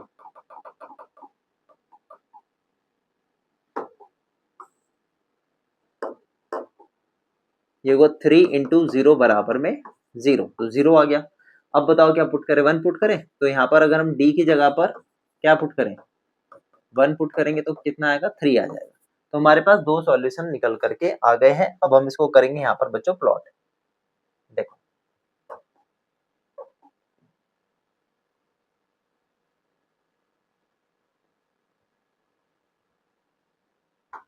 सबसे पहला है पॉइंट 0,0। आप सभी को पता है 0,0 तो सेंटर पे ही आने वाला है पॉइंट, ठीक है। इसके बाद है पॉइंट 1,3। तो 1 ये रहा, 3 ये रहा, तो ये रहा 1,3 पॉइंट। अब इसको हम कर देंगे ज्वाइन। तो हम इसको एक लाइन से ड्रॉ कर देते हैं बच्चों यहाँ पर।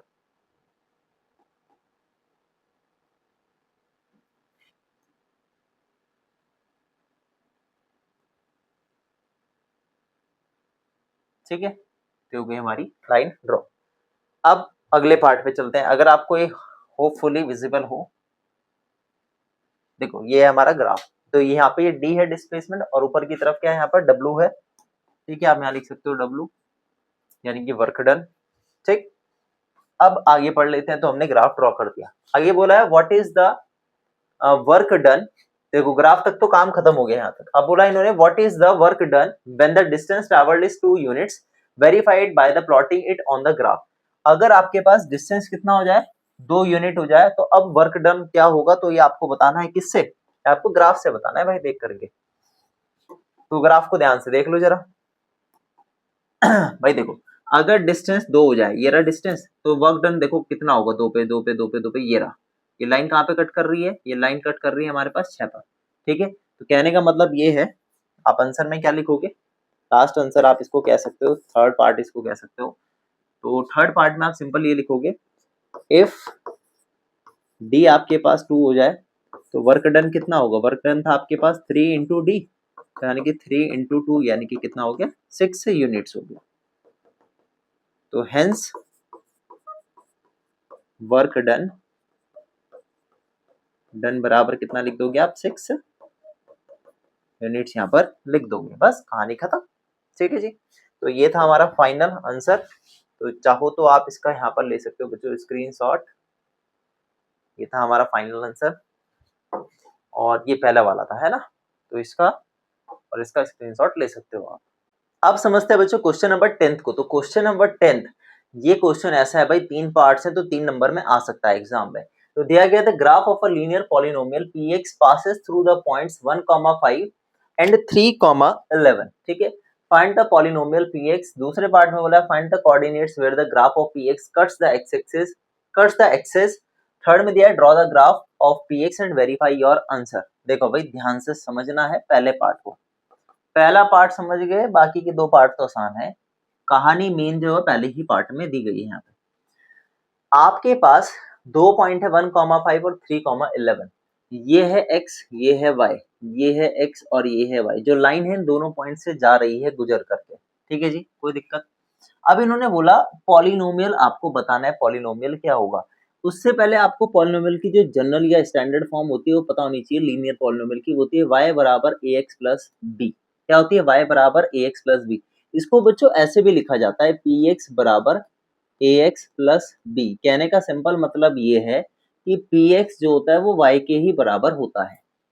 px जो है पॉलिनोमियल इन वेरिएबल x किसके बराबर होता है, y के ही बराबर होता है। तो बस ये बात यहाँ पर ध्यान रखने वाली है। ठीक है जी, अब आपको क्या करना है, पहला पॉइंट अगर हम उठाए, पहला पॉइंट है 1, 5 और आपको पता है यहाँ पर x की वैल्यू कितनी है 1 है, y की वैल्यू कितनी है 5 है। तो आपके पास जो लीनियर इक्वेशन है वो y बराबर ax प्लस b है। तो हम यहाँ पर करने क्या वाले x और y की वैल्यू पुट करेंगे। पहले ध्यान से देखना, फर्स्ट पार्ट सॉल्व कर रहे हैं हम यहाँ पर। तो y की जगह 5 पुट किया, x की जगह 1 पुट किया, तो हमको मिला बच्चों यहाँ से a प्लस b बराबर 5। तो इसको हम कुछ ऐसे लिख सकते हैं a प्लस b बराबर 5। ये हो गई हमारी पहली इक्वेशन। ठीक है, दूसरा केस, अब अगर हम पॉइंट ले 11 3, 11, तो हमारे पास यहाँ पर अगर आप ध्यान से देखो तो x की वैल्यू कितनी है 3 है और y की वैल्यू कितनी है 11 है। सेम काम करना है, इस लीनियर इक्वेशन में पुट करनी है वैल्यूज को। तो ये है y बराबर ax प्लस b। तो जी ये हो जाएगा हमारे पास y कितना है इस बार, y है 11 बराबर a इंटू x की वैल्यू कितनी है यहाँ पर 3 है, 3 प्लस b। तो होगा 3a प्लस में b बराबर 11 की। हो गई हमारी सेकंड इक्वेशन। तो इसको हम ऐसे लिख सकते हैं 3a plus b equal to 11। ये हो गई दूसरी। अब हम करने के हवाले हैं बच्चों यहाँ पर, अब हम इसको एलिमिनेशन मेथड से सॉल्व करेंगे जो क्लास 10th में हम पढ़ते थे। यहाँ भी समझ जाओगे, कोई तकलीफ वाली बात नहीं है। तो देख लो जरा ध्यान से एलिमिनेशन मेथड यूज कैसे करते हैं। तुम सिंपल लिखेंगे from first and second equation, first and second equation दोनों को ऊपर नीचे लिखेंगे। a प्लस बी बराबर 5 है। देखो a प्लस बी बराबर 5 है और दूसरी है यहाँ पर 3a प्लस बी बराबर 11। हम क्या करते हैं, साइन चेंज करते हैं। ये प्लस की टर्म है तो इसको माइनस का 3a बनाएंगे, यहाँ प्लस का b है तो माइनस का b बनाएंगे, ये प्लस का 11 है इसको माइनस का बना दिया। ठीक है, स्टेप्स को ध्यान से देखना। अब देखो प्लस बी माइनस बी आपस में दोनों कैंसिल आउट हो गए। अब 3a में से a जाएगा तो बचेगा माइनस का 2a। ठीक है, -11 में से 5 जाएगा तो बचेगा माइनस का 6। तो यहाँ से a की वैल्यू निकल के आएगी -6 अपॉन में 2। माइनस का 2 कट गया, माइनस से माइनस, 2 से 6 कटा, 3 टाइम्स पर a मिल गया 3। अब ये जो a बराबर 3 है इसको हम यहाँ पुट कर देंगे सेकंड में, लिखेंगे put in first equation. Second कह रहा था, सॉरी, सेकंड में भी पुट कर सकते हैं और फर्स्ट में पुट कर सकते हैं, आंसर सेम ही आना है। तो आप अगर ध्यान दो यहाँ पर, तो जब हम a प्लस b बराबर 5 लिखेंगे तो a की वैल्यू यहाँ पर 3 है, तो a की वैल्यू रखी 3, तो यहाँ से b की वैल्यू मिल जाएगी हमको। तो b की वैल्यू कितनी मिलेगी 5 माइनस 3, जो कि आएगा यहाँ पे हमारे पास प्लस का 2 आ गया। कितना आ गया बच्चों, प्लस का 2 आ गया। तो a मिल गया, b मिल गया। देखो ध्यान से, a मिल गया और b मिल गया। तो पॉलिनोमियल क्या होगा फिर आपके पास, तो पॉलिनोमियल होगा बच्चों px बराबर क्या था ax प्लस b था, तो हमारे पास जो पॉलिनोमियल इनवेरिएबल x आ जाएगा, x a की वैल्यू कितनी निकाली हमने, a की वैल्यू निकली 3, तो होगा 3x, b की वैल्यू कितनी निकली 2, तो हमारा जो बच्चों आंसर आया ना वो हो गया 3x प्लस 2। तो ये पहले पार्ट का आंसर निकल के आया है, ठीक है। बस यही थोड़ा सा लेंदी प्रोसेस था, तो इसका आप ले सकते हो बच्चों यहाँ पर स्क्रीनशॉट। अब चलते हैं दूसरे पार्ट पर। अब इन्होंने बोला find the coordinates where the graph of px cuts the axes. Axes का मतलब है x एक्सेस और y एक्सेस, दोनों की बात चल रही है यहाँ पर। किसकी बात चल रही है भाई, x एक्सेस और y एक्सेस दोनों की बात चल रही है, x एक्सेस की भी बात चल रही है और y एक्सेस की भी बात चल रही है। कहाँ पर जो है ये जो ग्राफ है वो कट करेगा, है ना। देखो ध्यान से, अब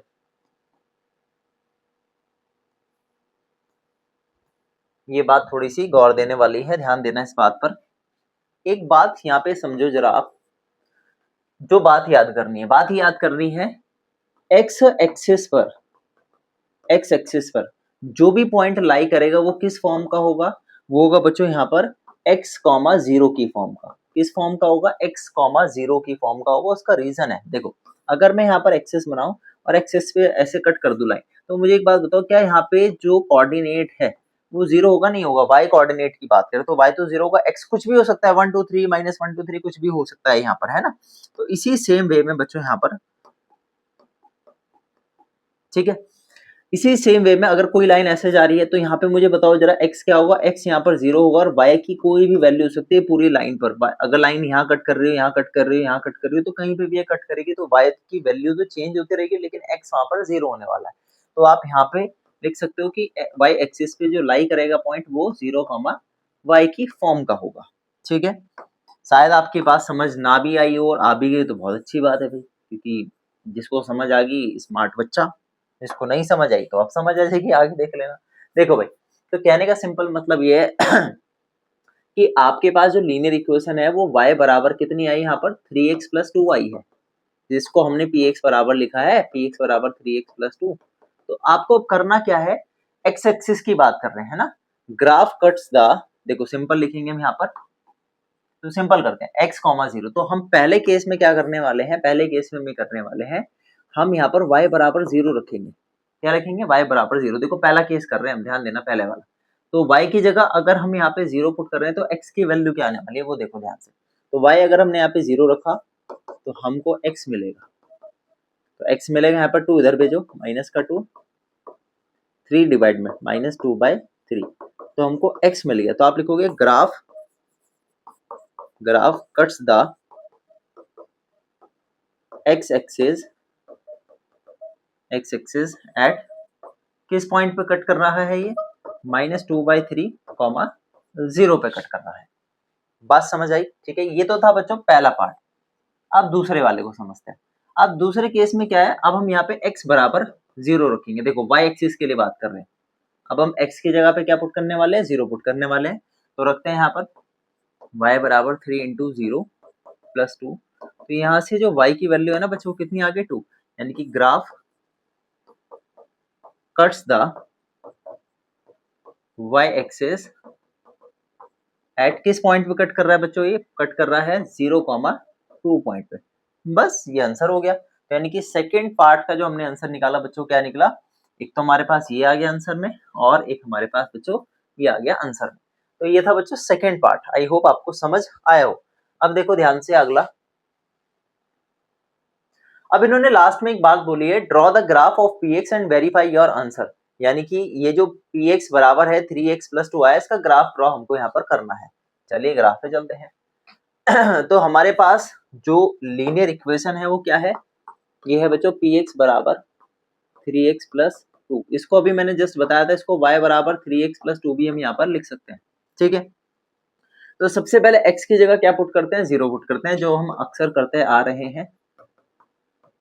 तो ये कितना आएगा हमको, y बराबर बच्चों यहाँ पर मिला 2। क्या मिला 2।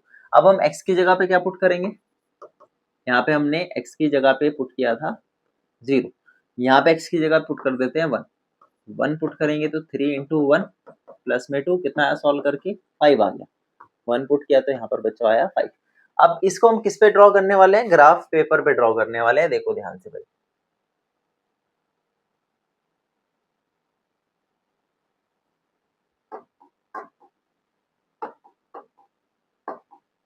पहला पॉइंट है हमारे पास x बराबर 0, तो x बराबर 0 तो ये रहा सेंटर पे, फिर है y बराबर 2, तो y बराबर 2 बच्चों पहला पॉइंट हमको यहाँ मिल गया। अगली बात है x बराबर 1, x बराबर 1 ये रहा, और y बराबर 5 है यहाँ पर, तो ये दूसरा पॉइंट हमको यहाँ मिल गया। अब हम लाइन ड्रॉ कर देंगे, ठीक है। तो लाइन ड्रॉ कैसे करोगे बच्चों, ये लाइन,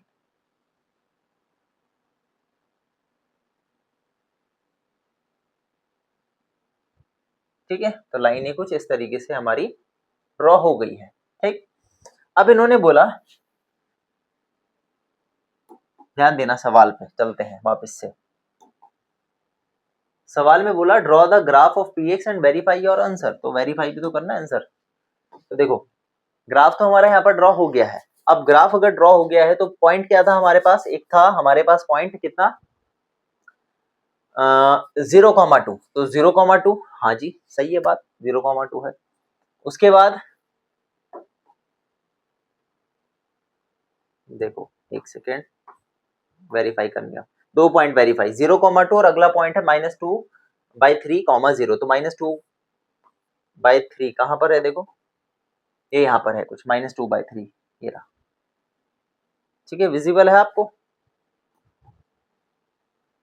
ये कहीं यहाँ पर मिल जाएगा आपको -2/3, ठीक है जी। तो आप इसको ग्राफ पेपर पे जब ड्रॉ करोगे तो एग्जैक्ट आपको मिलता है ना, ठीक है। तो लास्ट में आप लिख सकते हो, ठीक है, वेरीफाई हो गया आंसर। बाकी आपको मेन ग्राफ था, वेरीफाई वगैरह वहां लिखने का कुछ खास ऐसा झंझट नहीं है, ठीक है। और अगर आप चाहते हो इसको लिखना तो भाई मैं आपको बता सकता हूँ कि आपको लिखना क्या है। देखो आप वेरीफाई में क्या लिखोगे, आंसर में लिख लो यहाँ पर चाहो तो आप लिखना है यहाँ पर लास्ट में एक line, it is clear that graph cuts x-axis at -2/3, 0 and y-axis at 0,2, hence it is verified। बस खत्म कहानी, ये मर्जी आपकी है ना, लिखना तो लिख लो, नहीं लिखना कोई बात नहीं, पंगे नहीं लेने हैं। चलो भाई, तो ये था हमारा बच्चों फाइनल आंसर, इसका ले सकते हो यहाँ पर स्क्रीनशॉट, और पहले वाले का लेना चाहते हो तो पहले वाले का स्क्रीनशॉट ले लो आप, अगर आपको ये विजिबल हो पा रहा है, ये लीजिए फर्स्ट और सेकंड। अब समझते हैं बच्चों क्वेश्चन नंबर 11 को, और एक बात का ध्यान रखना, जैसा अभी आपने लास्ट क्वेश्चन किया है उसी तरीके का है आपका क्वेश्चन नंबर 11, लेकिन यहाँ पर दे दी गई है कंडीशंस, यानी कि पहली दूसरी तीसरी कंडीशंस का यूज करके आपको पॉलिनोमियल फाइंड करना है px और qx। अब आपके पास देखो दिया क्या है, दिया है px बराबर ax प्लस b और qx बराबर cx प्लस d, तो आपको ये जो c और d और a और b की वैल्यू पहले निकालनी पड़ेगी, निकालने के बाद ही आप px और qx पॉलिनोमियल को लिख पाओगे, ठीक है जी। तो चलिए स्टार्ट करते हैं सवाल को, और कैसे कैसे करना है, कंडीशंस के अकॉर्डिंग करना है, ध्यान से देखना। पहली बारी में हो सकता है आपको समझ ना आए, ठीक है, लेकिन फिर भी कोशिश करेंगे आपको इसको आसानी से समझाने की। देखिए भाई, सबसे पहले आपको दो पॉलिनोमियल दिए हैं, तो लिख लेते हैं यहाँ पर। हमारे पास पहला पॉलिनोमियल है px बराबर ax प्लस b, इसको मान लेते हैं फर्स्ट, ठीक है। इसके बाद है qx बराबर हमारे पास cx प्लस d, और इसको मान लिया बच्चों हमने यहाँ पर सेकंड, ठीक है। आगे बढ़ते हैं, अब ध्यान दो, पहली कंडीशन पे चलते हैं। पहली कंडीशन बोला कि आपके पास जो p0 है वो 5 के बराबर है। देखो ध्यान से, यहाँ पर ये x है, तो ये x की वैल्यू दे दी कितनी, यहाँ पर 0 दे दी है। क्या दे दी, x की वैल्यू 0।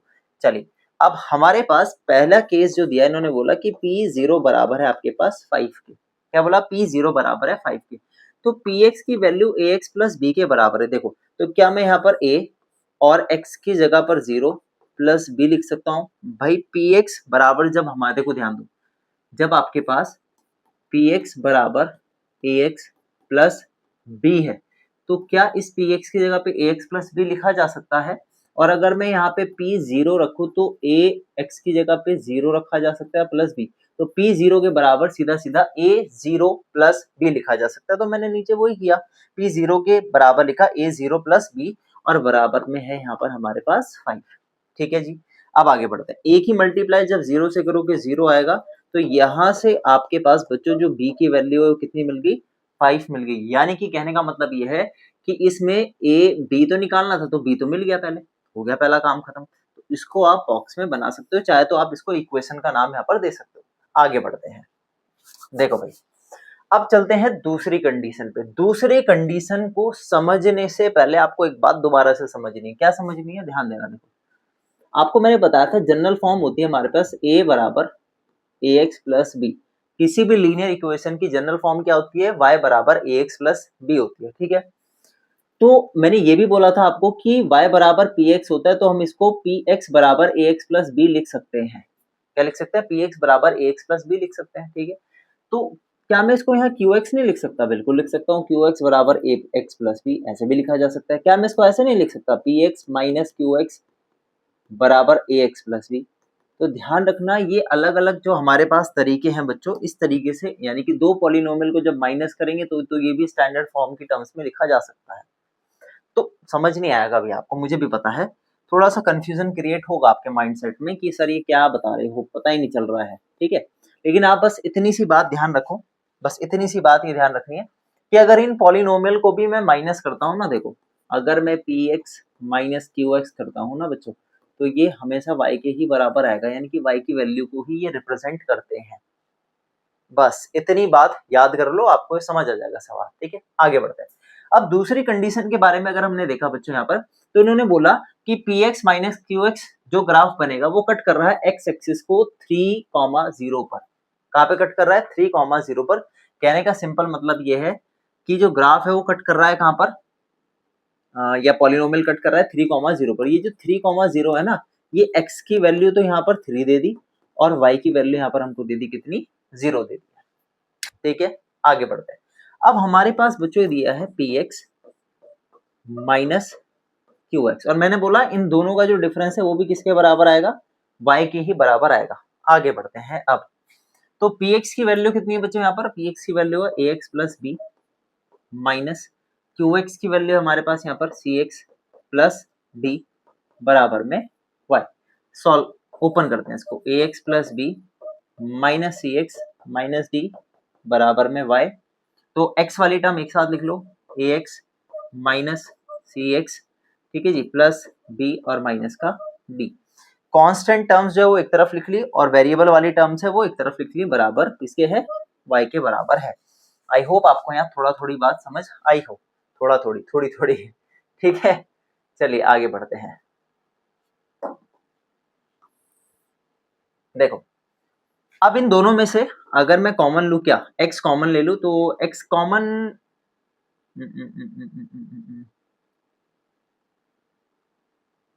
ठीक है, हाँ x कॉमन ले लेते हैं।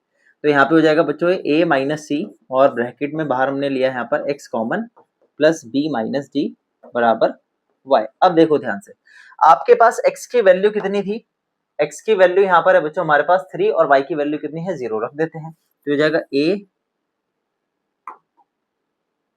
a माइनस सी इंटू में आपके पास कितना है 3 प्लस, ठीक है। देखो b की वैल्यू कितनी है हमारे पास यहाँ पर, b की वैल्यू हमारे पास यहाँ पर 5 माइनस डी बराबर y की वैल्यू कितनी है हमारे पास, y की वैल्यू थी बच्चों यहाँ पर हमारे पास 0। कोई दिक्कत यहाँ तक, ठीक है। आगे बढ़े तो इसको अगर हम सिंप्लीफाई करेंगे यहाँ पर बच्चे बनेगा 3a माइनस 3c और माइनस डी, और इक्वल टू में उधर जाएगा माइनस का, हो जाएगा हमारे पास यहाँ पर 5, ठीक है। ठीक है जी, यहाँ तक बच्चों। आगे देखो, अब तो ये हो गया हमारे पास, यहाँ तक इसको छोड़ देते हैं अभी के लिए, ध्यान से सुनना अभी, है ना। इसको बोल देते बच्चों यहाँ पर हम थर्ड इक्वेशन। देखो कंफ्यूजन तो डेफिनेटली होगा इस सवाल में, क्योंकि आप पहली बार जब आप पढ़ रहे हो तो कंफ्यूजन क्रिएट होगा। बी की वैल्यू मिल गई यहाँ तक, थर्ड तक हमारी तीसरी इक्वेशन बन गई 1 2 3। आगे बढ़ते हैं। अब इन्होंने बोला the sum of px plus qx is equal to 6x plus 4k। देखो px और qx को जब हम जोड़ेंगे तो किसके बराबर आएगा, वो 6x प्लस 4 के बराबर आएगा। क्या px प्लस qx y के बराबर नहीं होगा, होगा डेफिनेटली, लेकिन इन्होंने अलग से दे दिया है कि px प्लस qx किसके बराबर है यहाँ पे बच्चों, 6x प्लस 4 के बराबर है, ठीक है। यहाँ तक आगे बढ़ते हैं अब सवाल पे। तो यहाँ पे अगली कंडीशन जो बच्चों यहाँ पर दी गई है हमको, ये दी गई है यहाँ पर कि px प्लस qx आपके पास जो बराबर है वो 6x प्लस 4 के बराबर है। px की वैल्यू थी आपके पास ax प्लस में b, qx की वैल्यू थी आपके पास बच्चों यहाँ पर cx प्लस में d बराबर 6x प्लस 4। इन दोनों में वेरिएबल वाली टर्म एक साथ लिख लो, अगेन वही काम आपको यहाँ पे करना है। तो ये होगा आपके पास ax प्लस cx फिर b प्लस में d बराबर में 6x प्लस का 4। अब देखो ध्यान से, इन दोनों में अगर मैं कॉमन लूं तो कॉमन x आएगा, ठीक है, यहाँ पर हो जाएगा आपके पास b प्लस d बराबर 6 प्लस 4। अब खेल शुरू होता है। अब खेल क्या शुरू होता है, अब हम करेंगे दोनों तरफ कंपेयरिंग। क्या करेंगे, ऑन कंपेयरिंग बोथ साइड्स। यहाँ थोड़ा सा आपको दिक्कत लग सकती है, जो बच्चे क्लास 9th में नए नए हैं उनको कंपेयरिंग करना नहीं आता, तो आप यहाँ सीखोगे। देखो कंपेयर कैसे करना है। लेफ्ट हैंड साइड में देखो x के साथ वाली टर्म है a प्लस सी, तो क्या ये राइट हैंड साइड के x वाली टर्म के बराबर नहीं होगी, 6 के बराबर होगा। ये नई चीज सीख रहे हो आप, ठीक है। सेम चीज यहाँ पे होगा अगला देखो ध्यान से, b प्लस डी किसके बराबर होगा यहाँ पर बच्चों, 4 के बराबर होगा। b प्लस डी किसके बराबर होगा, 4 के बराबर होगा। और आपको भी एक बात पता है, b की वैल्यू कितनी थी, b की वैल्यू थी 5, b की वैल्यू कितनी थी 5 थी, प्लस में d बराबर 4। तो यहाँ से d की वैल्यू बता दो भाई कितनी आ गई, 4 माइनस 5 जो कि आई कितनी, माइनस की 1। अब वहां कहानी स्टार्ट होगी आपकी, देखते रहो ध्यान से। तो ये हो गई तीसरी इक्वेशन, ये हो गई आपकी चौथी इक्वेशन। आगे बढ़ते हैं कहानी में। अब आप क्या करने वाले हो, अब आप लिखोगे यहाँ पर, देखो सिक्वेंसली चलना। पहले ये वाला काम चल रहा था आपका ऊपर वाला, फिर इसके बाद हम आए इस स्टेप में, इसके बाद चलेंगे अब अगले स्टेप। अब आपको क्या करना है बच्चों, यहाँ पे डी की वैल्यू इसमें पुट करोगे। तो ये था हमारे पास 3a minus 3c minus D की वैल्यू कितनी है हमारे पास, माइनस की 1 आई है, तो -1 पुट करोगे आप बराबर -5। ठीक है, इसको सॉल्व करते हैं। 3a minus 3c minus minus plus का 1 होगा बराबर -5। 1 उधर ले जाओ आप, 3a माइनस 3c ये हो जाएगा -5 -1 तो आ गया माइनस का 6। दोनों में 3 कॉमन ले लो, ठीक है, a माइनस सी 3 डिवाइड में ले जाओ, a माइनस सी बराबर -6 अपॉन में 3। तो a माइनस सी बराबर किसके आगे बच्चों, -2 के। इसको मान लेते हैं हम यहाँ पर फिफ्थ इक्वेशन। क्या मान लिया हमने इसको, फिफ्थ मान लिया। अब आपको क्या करना है, देखो हमारे पास क्या क्या मिल गया, हमको d मिल गया, हमको b मिल गया था जो कि कितना था, 5 था हमारे पास। b कितना था बच्चों, आप हमारे पास 5 था, ठीक है। आगे चलते हैं, अब हम उठाएंगे फोर्थ और फिफ्थ इक्वेशन। ध्यान देना, देखो अब हम उठाएंगे यहाँ पर फोर्थ और फिफ्थ, तो लिखेंगे from equation fourth and fifth, दोनों को लिखेंगे a प्लस सी बराबर 6 और a माइनस सी बराबर -2। अब यहाँ पर चक्कर क्या है, चक्कर ये है बच्चों, सिंपल हम यहाँ इस्तेमाल करेंगे एलिमिनेशन मेथड। एलिमिनेशन मेथड में क्या होता है, ऊपर नीचे हम इक्वेशंस को लिखते हैं, जो अपोजिट साइन वाली टर्म्स होती हैं वो आपस में कैंसल आउट हो जाती है, बाकी को जोड़ देते हैं। देखो ए मिलके कितना ए बनेगा, 2a बनेगा, ये बनेगा आपके पास 4। तो यहाँ से a की वैल्यू कितनी आएगी, 6 में से 2 गया 4 बचा, तो a की वैल्यू कितनी आई 4/2, यानी कि ये कट के आ गया हमारे पास बच्चों कितना, 2 आ गया। तो a की वैल्यू भी मिल गई भाई, तो a कितना है हमारे पास यहाँ पर 2 मिल गया, कोई दिक्कत। अब आपको क्या करना है, अब आपको करना है, आप किसी भी इक्वेशन में वैल्यू को पुट कर सकते हो, चाहे तो आप चौथी में पुट कर दो या फिफ्थ में पुट कर दो। हम लिखेंगे put the value in fourth equation, तो चौथे में पुट कर देते हैं। तो चौथी इक्वेशन है हमारे पास यहाँ पर a प्लस सी बराबर 6, a की वैल्यू कितनी आई है 2, तो यहाँ से हमको बच्चों c की वैल्यू कितनी मिली, 6 माइनस 2 जो कि आई हमारे पास 4। तो C भी मिल गया, A भी मिल गया, B भी मिल गया और D भी मिल गया। बस अब हम सिंपल कर देंगे यहाँ पर, पुट द वैल्यूज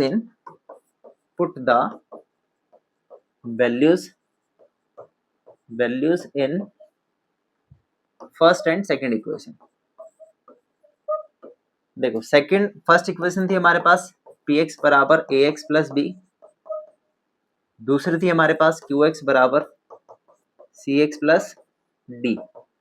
देखो a की वैल्यू कितनी है 2 है, तो यहाँ पे रखेंगे हम यहाँ पर 2x प्लस b की वैल्यू कितनी थी 5 थी, तो पहला पॉलिनोमियल आ गया आपके पास 2x प्लस 5। दूसरा देखो c की वैल्यू कितनी थी, c की वैल्यू थी हमारे पास 4, तो 4x और d की वैल्यू थी -1। तो ये है हमारा बच्चों फाइनल आंसर। तो इसको आप यहाँ पर नोट डाउन कर सकते हो। ठीक है जी। थोड़ा सा देखो दिक्कत तो है इस सवाल में, थोड़ा सा लेंदी भी है सवाल, है ना। तो वैसे लोड लेने की जरूरत नहीं है आपको इतनी। चलिए देखो कहाँ से स्टार्ट हुआ और कहाँ पे खत्म हुआ। यहाँ से आप बच्चों इसका लोगे स्क्रीनशॉट। अगर नहीं समझ आएगा ना बच्चों तो एक बार और वीडियो को स्टार्टिंग से देख लेना। तो यहाँ से स्टार्ट हुआ, तो क्वेश्चन यहाँ से स्टार्ट हो गई। चले हम इस स्टेप पर, इस स्टेप पर चले। उसके बाद इस स्टेप के बाद हम बच्चों चले कहाँ पर, इस वाले स्टेप पर। इस वाले स्टेप के बाद हम चले थोड़ा सा, गुरुजी क्या कर दिया, ये घुमा फिरा दिया हमें। तो इस वाले स्टेप पर आए बच्चों हम। फिर उसके बाद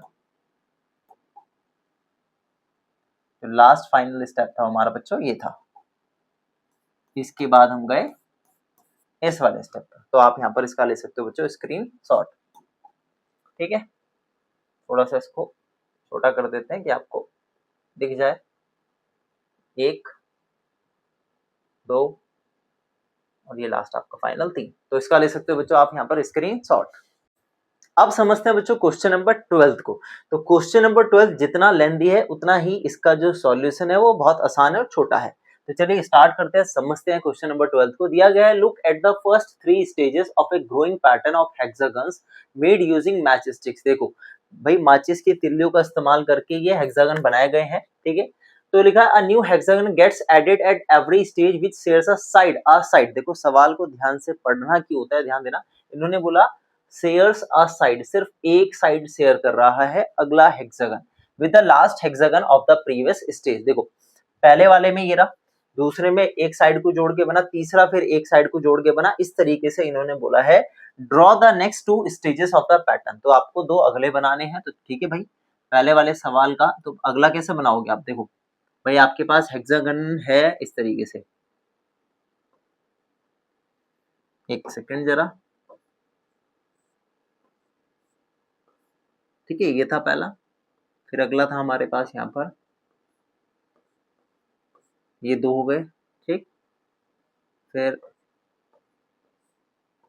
ये 3। तो तीसरी स्टेज तो हमने बना दी, चौथी के लिए हम यहाँ पे बनाएंगे। तो भाई एक तो ये बन गया हमारे पास। ठीक है, ये हो गई हमारी 4th स्टेज, लिख सकते हो आप यहाँ पे। अगला बनाते हैं सेम इसी प्रोसेस से भाई। ठीक है,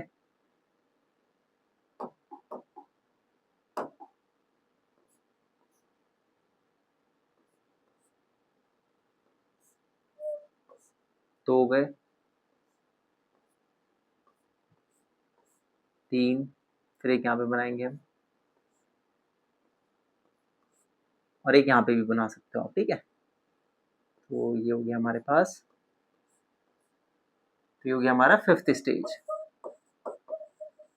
चाहो तो आप इसके ऊपर एक और बना सकते थे, यहाँ पे बना दे, कोई दिक्कत नहीं है। हमें तो एक साइड से मिलकर के उसको बनाना था। तो हमारे ये हो गए अगले 2। लिखा है how many match sticks will be required at these stages. भाई 4th और 5th में कितनी मैच स्टिक इस्तेमाल हो रही है, काउंट कर लो आप। ठीक है, तो नंबर ऑफ मैच स्टिक्स देखोगे, number of matchsticks required in 4th stage. और सेम आपको करना है यहाँ पर 5th स्टेज के लिए। देखो भाई बताओ 4th और 5th स्टेज में कितनी इस्तेमाल हो रही है, काउंट करके देखो आप जरा। यहाँ पर देखो एक पैटर्न समझाता हूँ, ध्यान देना। यहाँ पर कितनी है, यहाँ पर 6 है, समझना। इसको काउंट करो 1 2 3 4 5 6 7 8 9 10 11। यहाँ पे कितनी है बच्चों, 11 है टोटल। इसको गिनते हैं 1 2 3 4 5 6 7 8 9 10 11 12 13 14 15 16। यहाँ पर है 16। तो आप देखो कितने कितने का गैप है। 6 के बाद आया 11 सेकंड, 11 के बाद 5 जुड़ा उसमें 16 बना, 16 के बाद 5 जुड़ेगा तो बताओ इस चौथे में कितना होगा, 21। 21 में 5 और जोड़ोगे तो इसमें कितना होगा, 26। ठीक है भाई, तो 4th स्टेज में कितनी हो गई हमारे पास मैच स्टिक्स, 21 हो गई। 5th स्टेज में कितनी होगी बच्चों हमारे पास यहाँ पर 26 हो गई।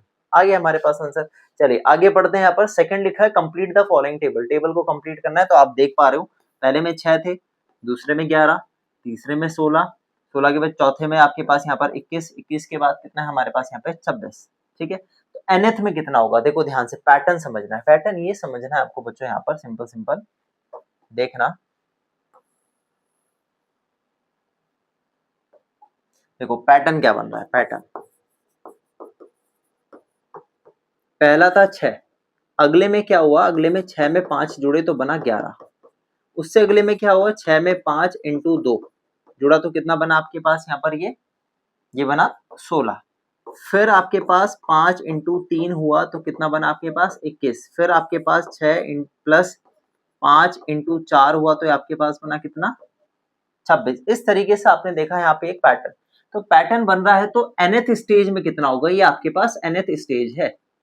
तो nth स्टेज में सिंपल सिंपल पैटर्न यहाँ पे ये बन रहा है भाई। देखो यहाँ पर 5 फिक्स है, 5 में वैल्यू चेंज हो रही है 1 2 3 4, तो n हो गया आपके पास, यानी कि n का मतलब है nth स्टेज। ठीक है, इसके बाद या नंबर ऑफ स्टेज आप इसको बोल सकते हो। और प्लस में आप यहाँ पर क्या देख रहे हो, प्लस में हो रहा है यहाँ पर आपके पास 1।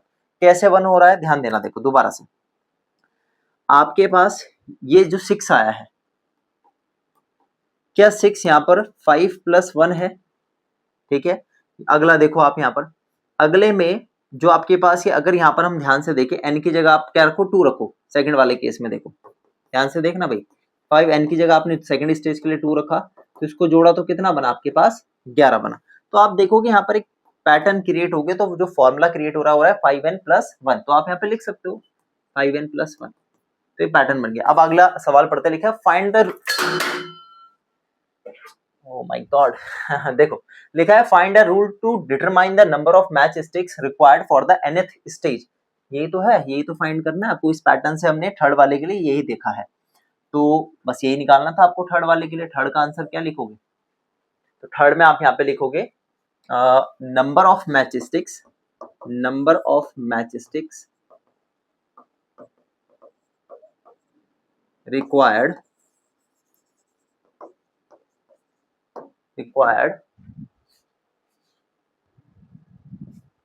तो भाई यहाँ पे है number of matchsticks required for the nth stage. देखो ये जो लाइन हम लिख रहे हैं ना बच्चों, ये हम सीधा यहीं से उठा के लिखे, number of matchsticks required for the nth stage. तो कितनी होगी, ये हो गया हमारे पास 5n प्लस में 1। ठीक है, कोई दिक्कत। अगले पे चलते हैं, तीसरे चौथे पार्ट पर। 3 तो हो गए हमारे। फोर्थ पार्ट में बोला है how many match sticks will be required for the 15th stage. यानी कि ये जो n है ना बच्चों, ये n था हमारे पास number of stage, number of stage था। ठीक है, 1 2 3 4 इस तरीके से। तो n की वैल्यू यहाँ पे कितनी दे दी, 15 दे दी। तो आपको बताना है नंबर ऑफ मैच स्टिक्स कितना होगा, नंबर ऑफ मैच स्टिक्स ये हो जाएगा 5n प्लस में 1 था फॉर्मूले में, तो n की जगह क्या रखोगे आप यहाँ पे 15 रख दोगे। 15 5 75 प्लस 1 कितना आ गया 76 आ गया। तो भाई नंबर ऑफ मैच स्टिक्स 15वीं स्टेज पे कितनी हो जाएगी 76 हो जाएगी। ठीक है जी, अगला पार्ट है हमारे पास यहाँ पे फिफ्थ पार्ट, ये था हमारे पास fourth part. Can 200 matchsticks form a stage in this pattern. देखो सवाल में क्या बोला, आपको पता है नंबर ऑफ एक सेकेंड,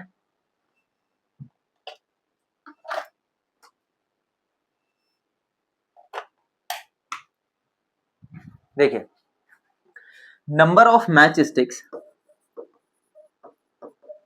जो आपको बोला है वो कितनी है, यहाँ पर फॉर्मूला 5n प्लस 1 है। हर एक स्टेज का आप यहाँ से फाइंड आउट कर सकते हो। तो उन्होंने बोला क्या 200 मैच स्टिक से आप इस तरीके के पैटर्न बना सकते हो स्टेजेस का, जैसे अपने हेक्सागन्स का बनाया हुआ है, इस फॉर्मूले से आप पैटर्न बना सकते हो। 200 अगर मैच स्टिक्स आपको दे दी जाए, तो नंबर ऑफ मैच स्टिक्स कितनी दे दी यहाँ पर इन्होंने 200 दे दी। तो आपको चेक करना है कि जो n है, क्या n की वैल्यू नेचुरल नंबर आ रही है। अगर नेचुरल नंबर नहीं आ रही है तो इसका मतलब नहीं बना सकते हैं। ठीक है, तो चेक कर लेते हैं भाई।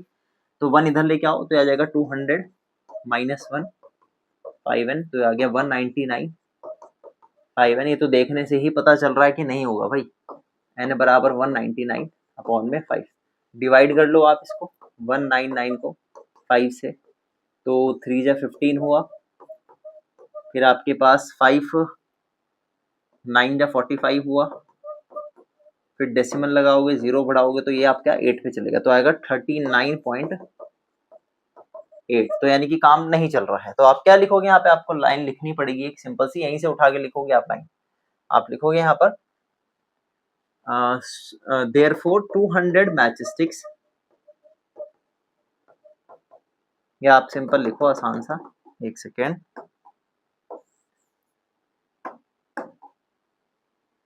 Here n is not a natural number। यहाँ पर n क्या नहीं है बच्चों, एक नेचुरल नंबर ही नहीं है। Therefore 200 matchsticks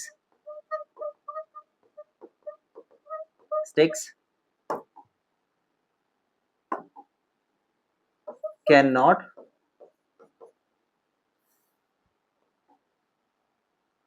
form a stage in this pattern, cannot form a stage in this pattern। तो जो सवाल में पूछा गया है उसी अकॉर्डिंग हम यहाँ पर क्या यूज कर लेते हैं, लैंग्वेज का बच्चों यूज कर लेते हैं, तो ज्यादा टेंशन नहीं लेनी होती, हमको सवाल में इसी लैंग्वेज को लिखना होता है, ठीक है। तो इसका आई होप आपको समझ आया, इसका आप लिख सकते हो यहाँ पे स्क्रीनशॉट, ठीक है। और इससे पहले वाला अगर आपने यहाँ पे नहीं लिया होगा तो इसका भी आप स्क्रीनशॉट यहाँ पर ले सकते हो, ठीक है। तो ये था हमारा फाइनल आंसर। अब समझते हैं बच्चों क्वेश्चन नंबर 13 को। तो 13 वाला क्वेश्चन भी जैसे अपने प्रीवियस क्वेश्चन किए हैं एक दो, उसी की तरीके से है ये दिया हुआ, ठीक है। सेम कहानी आप एक बार रीड कर लो, इसमें भी आपको क्या करना है, पॉलिनोमियल निकालना है px और qx, और कुछ कंडीशंस दे दी हैं, उसके अकॉर्डिंग ही आपको यहाँ पर px और qx की वैल्यू को फाइंड करना है। तो चलिए स्टार्ट करते हैं भाई। तो पढ़ लेते हैं सबसे पहले, दो लीनियर पॉलिनोमियल दिए हैं px और qx, देख लेते हैं। px बराबर है ax प्लस बी के, और qx आपको दे रखा है यहाँ पर cx प्लस डी, ठीक है जी। अच्छा एक बात मैंने आपको बताई थी प्रीवियस क्वेश्चंस में कि y बराबर ax प्लस बी के होता है, ये लीनियर इक्वेशन की जनरल फॉर्म होती है, स्टैंडर्ड फॉर्म आप इसको कह सकते हो। तो y px के बराबर है, qx के बराबर भी यहाँ पर y है, अकॉर्डिंग टू द कंडीशंस के ही हम यहाँ पर चलते हैं, ठीक है भाई। तो चलिए पहले पार्ट को देखते हैं। पहले पार्ट में बोला कि px जो है ना, जो px का ग्राफ है वो कहां से पास हो रहा है, 2,3 और 6,11 से पास हो रहा है। ध्यान देना ये x की वैल्यू है, यहाँ पर ये y है, ये x है और ये हमारे पास y है। तो क्या हम इस px को जो आपके पास ax प्लस b है, एक सेकेंड,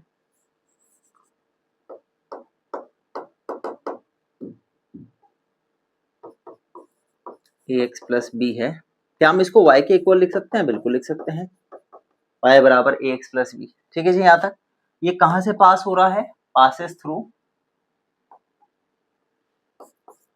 2,3।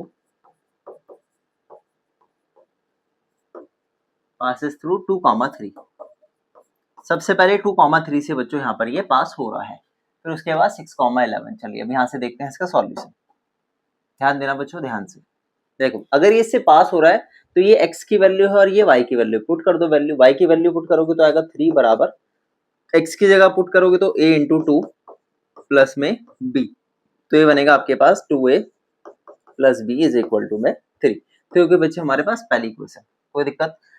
दूसरी बात ये बोली थी इन्होंने कि जो ग्राफ है वो कहां से पास हो रहा है, पासेस थ्रू 6,11। तो इस बार x और y की वैल्यू अलग अलग दी गई है, सेम काम करना है आपको, इसमें पुट करनी है वैल्यू को। तो y की जगह पे 11 और x की जगह पे आप पुट कर दोगे यहाँ पर 6 प्लस में b, तो ये जाएगा 6a plus b is equal to 11। ये होगी आपकी सेकंड इक्वेशन, ठीक है यहाँ तक। अब हमें क्या करना है बच्चों, यहाँ पर अब दोनों ही इक्वेशंस को लेकर के सॉल्व करना है। देखो ध्यान से, तो पहली इक्वेशन है आपके पास यहाँ पर बच्चों 2a plus b is equal to 3, और दूसरी है हमारे पास 6a plus b is equal to 11। इसको हम सॉल्व करेंगे यहाँ पर एलिमिनेशन मेथड से, जो क्लास 10th में हम पढ़ते हैं। अब आपको इसमें भी पढ़ना पड़ रहा है 9th में, तो हम क्या करते हैं यहाँ पे साइन चेंज करते हैं। देखो ये प्लस प्लस है, ये बाद वाला प्लस है तो इसे माइनस करेंगे, प्लस से माइनस करेंगे, प्लस से माइनस करेंगे। अगर यहाँ माइनस होता तो फिर प्लस करते, अपोजिट कर देते हैं साइन, है ना। तो देखो प्लस बी और माइनस बी कट गए आपस में, -6 में से 2 जाएंगे तो बचेगा माइनस का 4a इज इक्वल टू -11 में से 3 जाएगा तो कितना बचेगा आपके पास यहाँ पर माइनस का 8। तो a की वैल्यू यहाँ से निकल के आएगी -8 अपॉन में -4, कैंसल आउट हो जाएगा प्लस का 2, क्योंकि माइनस से माइनस यहाँ पे कट जाएगा। तो a की वैल्यू आगे 2 कहाँ पुट करना चाहोगे, किसी में भी पुट कर दो आप, फर्स्ट में पुट कर देते हैं। Put the value in first equation, put the value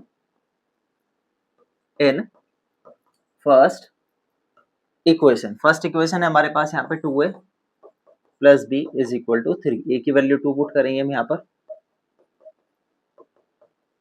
तो क्या 4 plus b is equal to 3। आगे देखो तो 4 उधर जाएगा तो ये गया माइनस का 4 इज इक्वल टू माइनस का 1।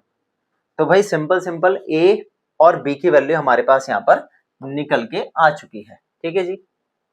अब आपको करना क्या है, अब आपको सिंपल px निकाल देना है। देखो ध्यान से,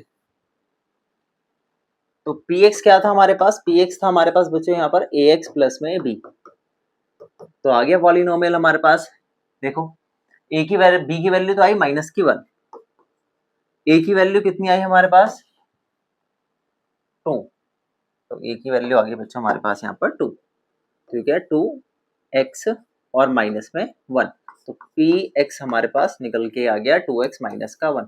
तो ये था पहला पॉलिनोमियल जो हमने यहाँ पे फाइंड कर लिया है, ठीक है जी। आगे बढ़ते हैं। तो भाई इसके बाद इन्होंने लिखा है यहाँ पे the graph of qx passes through the point 4, -1। अब qx को देख लेते हैं।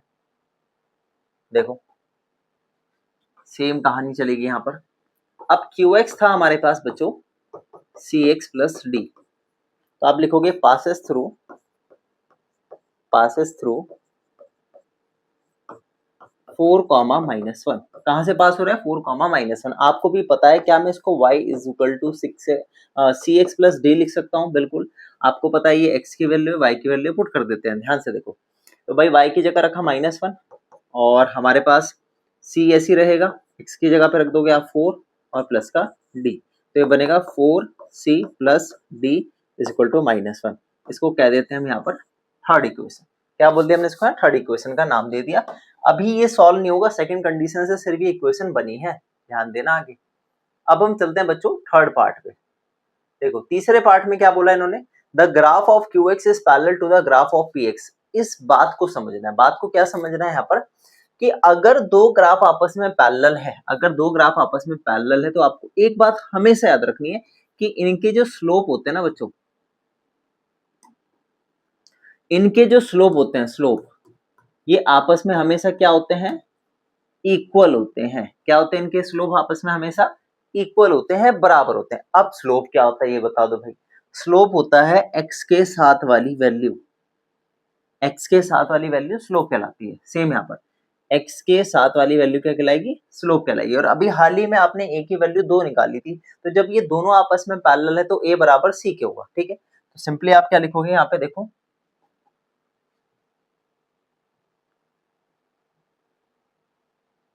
आप यहाँ पे अगली लाइन लिखोगे कि आपके पास qx जो है वो पैरेलल है px के, सो स्लोप ऑफ qx इक्वल होगा स्लोप ऑफ px के, ठीक है बच्चों। तो स्लोप ऑफ qx था हमारे पास c और ये बराबर है a के, तो a की वैल्यू कितनी थी हमारे पास 2 थी, तो हमारे पास जो स्लोप निकल के आ गया वो कितना आ गया बच्चों, यहाँ से 2 आ गया निकल के, तो यानी कि c की वैल्यू आ गई 2। कोई समस्या है यहाँ तक, ठीक है। आगे बढ़ते हैं, अब आगे समझ लेते हैं सवाल में क्या पूछा है।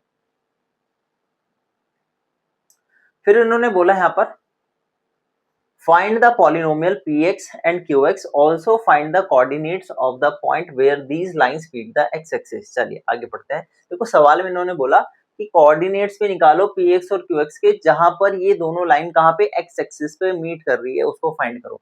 अच्छा उससे पहले हमें qx पॉलिनोमियल बताना पड़ेगा ना, पूरा फाइनलाइज निकाल के दिखाना पड़ेगा। तो आप देखो ध्यान से, अगर c की वैल्यू यहाँ पर 2 आ गई है तो इसे कहाँ पुट कर देंगे हम, थर्ड में पुट कर देंगे। तो हम लिखेंगे put the value in third equation. तो थर्ड इक्वेशन है हमारे पास -1 is equal to 4c plus में d। तो c की जगह पे आप यहाँ पे सिंपली 2 पुट करोगे तो d की वैल्यू निकल के आ जाएगी। तो ये आएगा आपके पास 8 प्लस में d, 8 इधर ले आओ आप तो -1 minus 8 is equal to d, तो -9 इज इक्वल टू d। ठीक है जी। तो ये हमारे पास किसकी वैल्यू आ गई बच्चों, d की वैल्यू आ गई। तो देयरफॉर qx क्या हो जाएगा, आपको पता है भाई cx प्लस d था हमारे पास qx की वैल्यू, तो qx कितना आ गया, c की वैल्यू कितनी थी हमने अभी हाल ही में निकाली, 2 निकाली, तो हो गया 2x और माइनस का 9। तो ये बन गया हमारे पास qx पॉलिनोमियल। तो यानी कि qx पॉलिनोमियल भी हमने यहाँ पर फाइंड आउट कर लिया है। आगे बढ़ते हैं। अच्छा, क्वेश्चन लेंदी है, इसमें कोई दो राय नहीं है। अब ये क्वेश्चन लेंदी है तो परेशान तो देखो डेफिनेटली करेंगे, है ना। अब इन्होंने बोला, सवाल को आगे देखो ध्यान से। अब इन्होंने बोला find the coordinates of the point where these lines meet the x axis, px और qx। तो जरा इनको देख लेते हैं। देखो px निकाला 2x माइनस 1, ध्यान से देखना लास्ट पार्ट है। अब हमारे पास पहला पॉलिनोमियल था बच्चों, ये लास्ट वाले का ही लास्ट पार्ट चल रहा है। px बराबर था हमारे पास 2x माइनस 1 और qx हमने अभी हाल ही में निकाला जो कि आया कितना 2x माइनस 1। तो आप सिंपल यहाँ लिखोगे px मीट्स, ऐसे लिख देते हैं px मीट्स x एक्सिस, ठीक है, एट द पॉइंट x, 0, ऐसा मान लेते हैं। ध्यान देना। अब मुझे एक बात बताओ x, 0, अभी आपको एक बात पता है px बराबर होता है यहाँ पर y के इक्वल होता है, तो 2x माइनस 1 होगा, तो मेनली इक्वेशन y बराबर 2x माइनस 1 है। तो आप मुझे एक बात बताओ, अगर px मीट कर रहा है x एक्सिस पे मीट कर रहा है, तो जो पॉइंट है हमारे पास, जो पॉइंट है वो किस फॉर्म का होगा, x, 0 की फॉर्म का होगा। तो यहाँ पे y की वैल्यू कितनी है बताओ, x की वैल्यू आपको यहाँ पे निकालनी है, y की वैल्यू यहाँ पर बच्चों 0 है, तो 0 पुट कर दो आप। तो y बराबर 2x माइनस 1, 2x माइनस 1।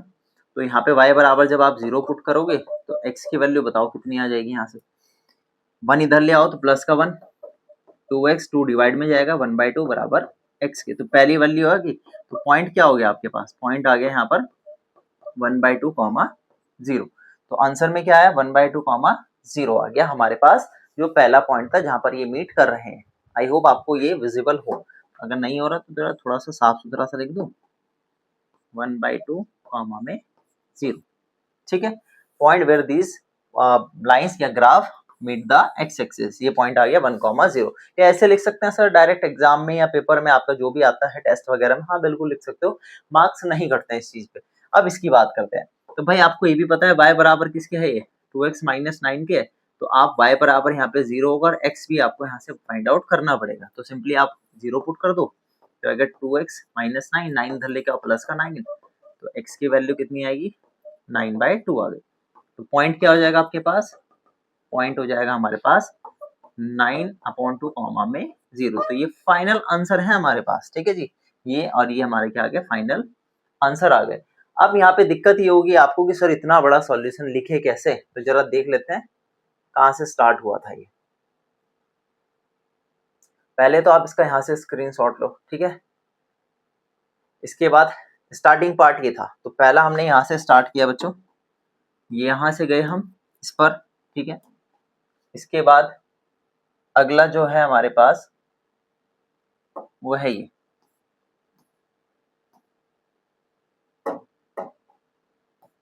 इसके बाद गए हम यहाँ पर, और लास्ट है हमारे पास बच्चों ये सिंपल, यहाँ से गए हम फिर यहाँ पर। तो ये था हमारा फाइनल, इसका ले सकते हो बच्चों आप यहाँ पर स्क्रीन शॉट।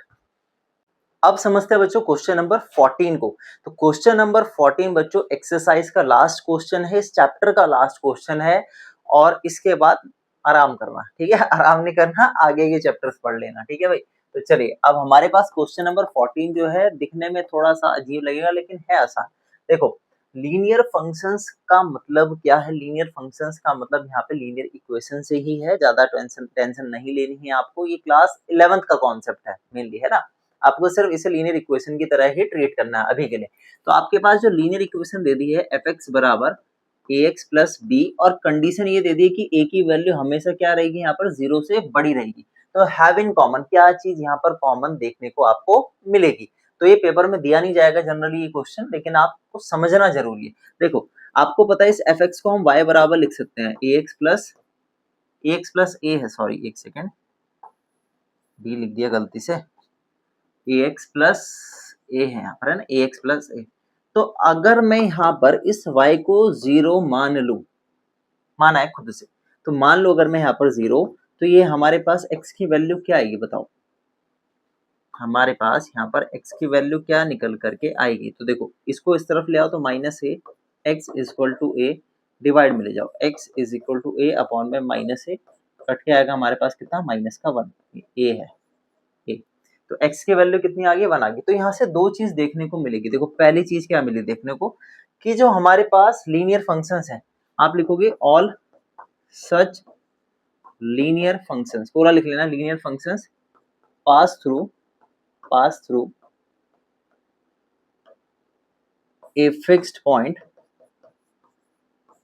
अच्छा मुझे एक बात बताओ, अगर y 0 था तो x कितना निकला, -1। तो हमारे पास -1, 0 से ये सारे के सारे जो इस फॉर्म के लीनियर फंक्शंस होंगे वो पास होंगे। पहली बात ये निकल के आई। दूसरी बात क्या निकल के आएगी यहाँ पर, दूसरी बात ये निकल के आएगी, आपको पता है a की वैल्यू ग्रेटर देन 0 है, और आपको मैंने समझाया बता x के साथ वाली जो वैल्यू ये a है इसको स्लोप कहते हैं, ठीक है। तो यहाँ पर क्या कह सकते हैं हम कि स्लोप इज ऑलवेज पॉजिटिव। क्या बोल सकते हैं, स्लोप इज ऑलवेज पॉजिटिव, हम यहाँ पर बात कह सकते हैं। या दूसरी बात भी हम बोल सकते हैं, हम दूसरी बात क्या हो सकती है, इसकी जगह पर और लिख लो, एंड की जगह पे और लिख लो, और इसकी जगह हम ये भी लिख सकते हैं, graph is an increasing straight line.